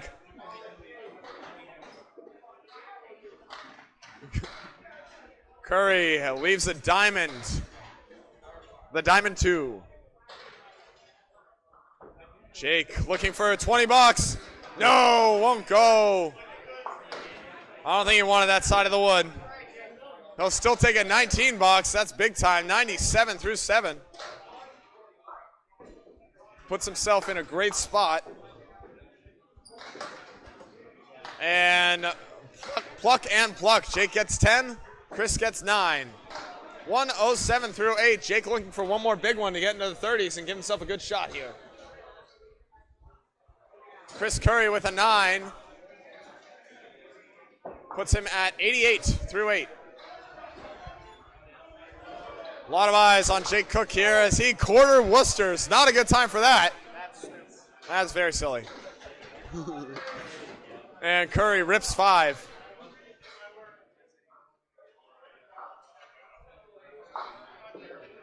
Jake trying to make a ridiculous shot. Almost backdoors it. Wow. He'll be set up for a 10 nicely, though. Wow, Chris, what a bid. Can't carry the 4. Jake, every pin. Big time, Big 10. It set it up for him, and he knocked it down. 117 for Jake Cook. He came in. He came in at 488. So he's put himself in a really good position here. A mark would seal it. Put himself into the bracket. He'll have to make a sick one here as 4 are down, and he's got a bundle left standing. As Chris Curry drops 8. He's got a 710 with all sorts of wood and none of it in the middle. Jake, what a bid. Every stick worth its weight in gold. He's at 125 now, looking to get to 127. He's in the 16s right now, trying to get to 615. Curry spare. Sends the wood over. Jake grabs 9. 126, Jake Cook. 614 on the day. That should be safe. Should be good. Oh, yeah. It's going to be tight. A lot of big scores coming in, though. But he gave himself every setup to win. That was a great, great run. And that's 5 on the finish for Mr. Curry. 98, 108, 113 on the end for Chris Curry. And that will do it. We're going to wait and see what the cut is. We'll let you guys know. We're going to hop off for now. And we'll keep you posted, all right? Yeah, watch Candlepin Chat. Yeah, stick around, all right? Scores will be posted in Candlepin Chat, and we'll come back when we know as well. Thank you, folks.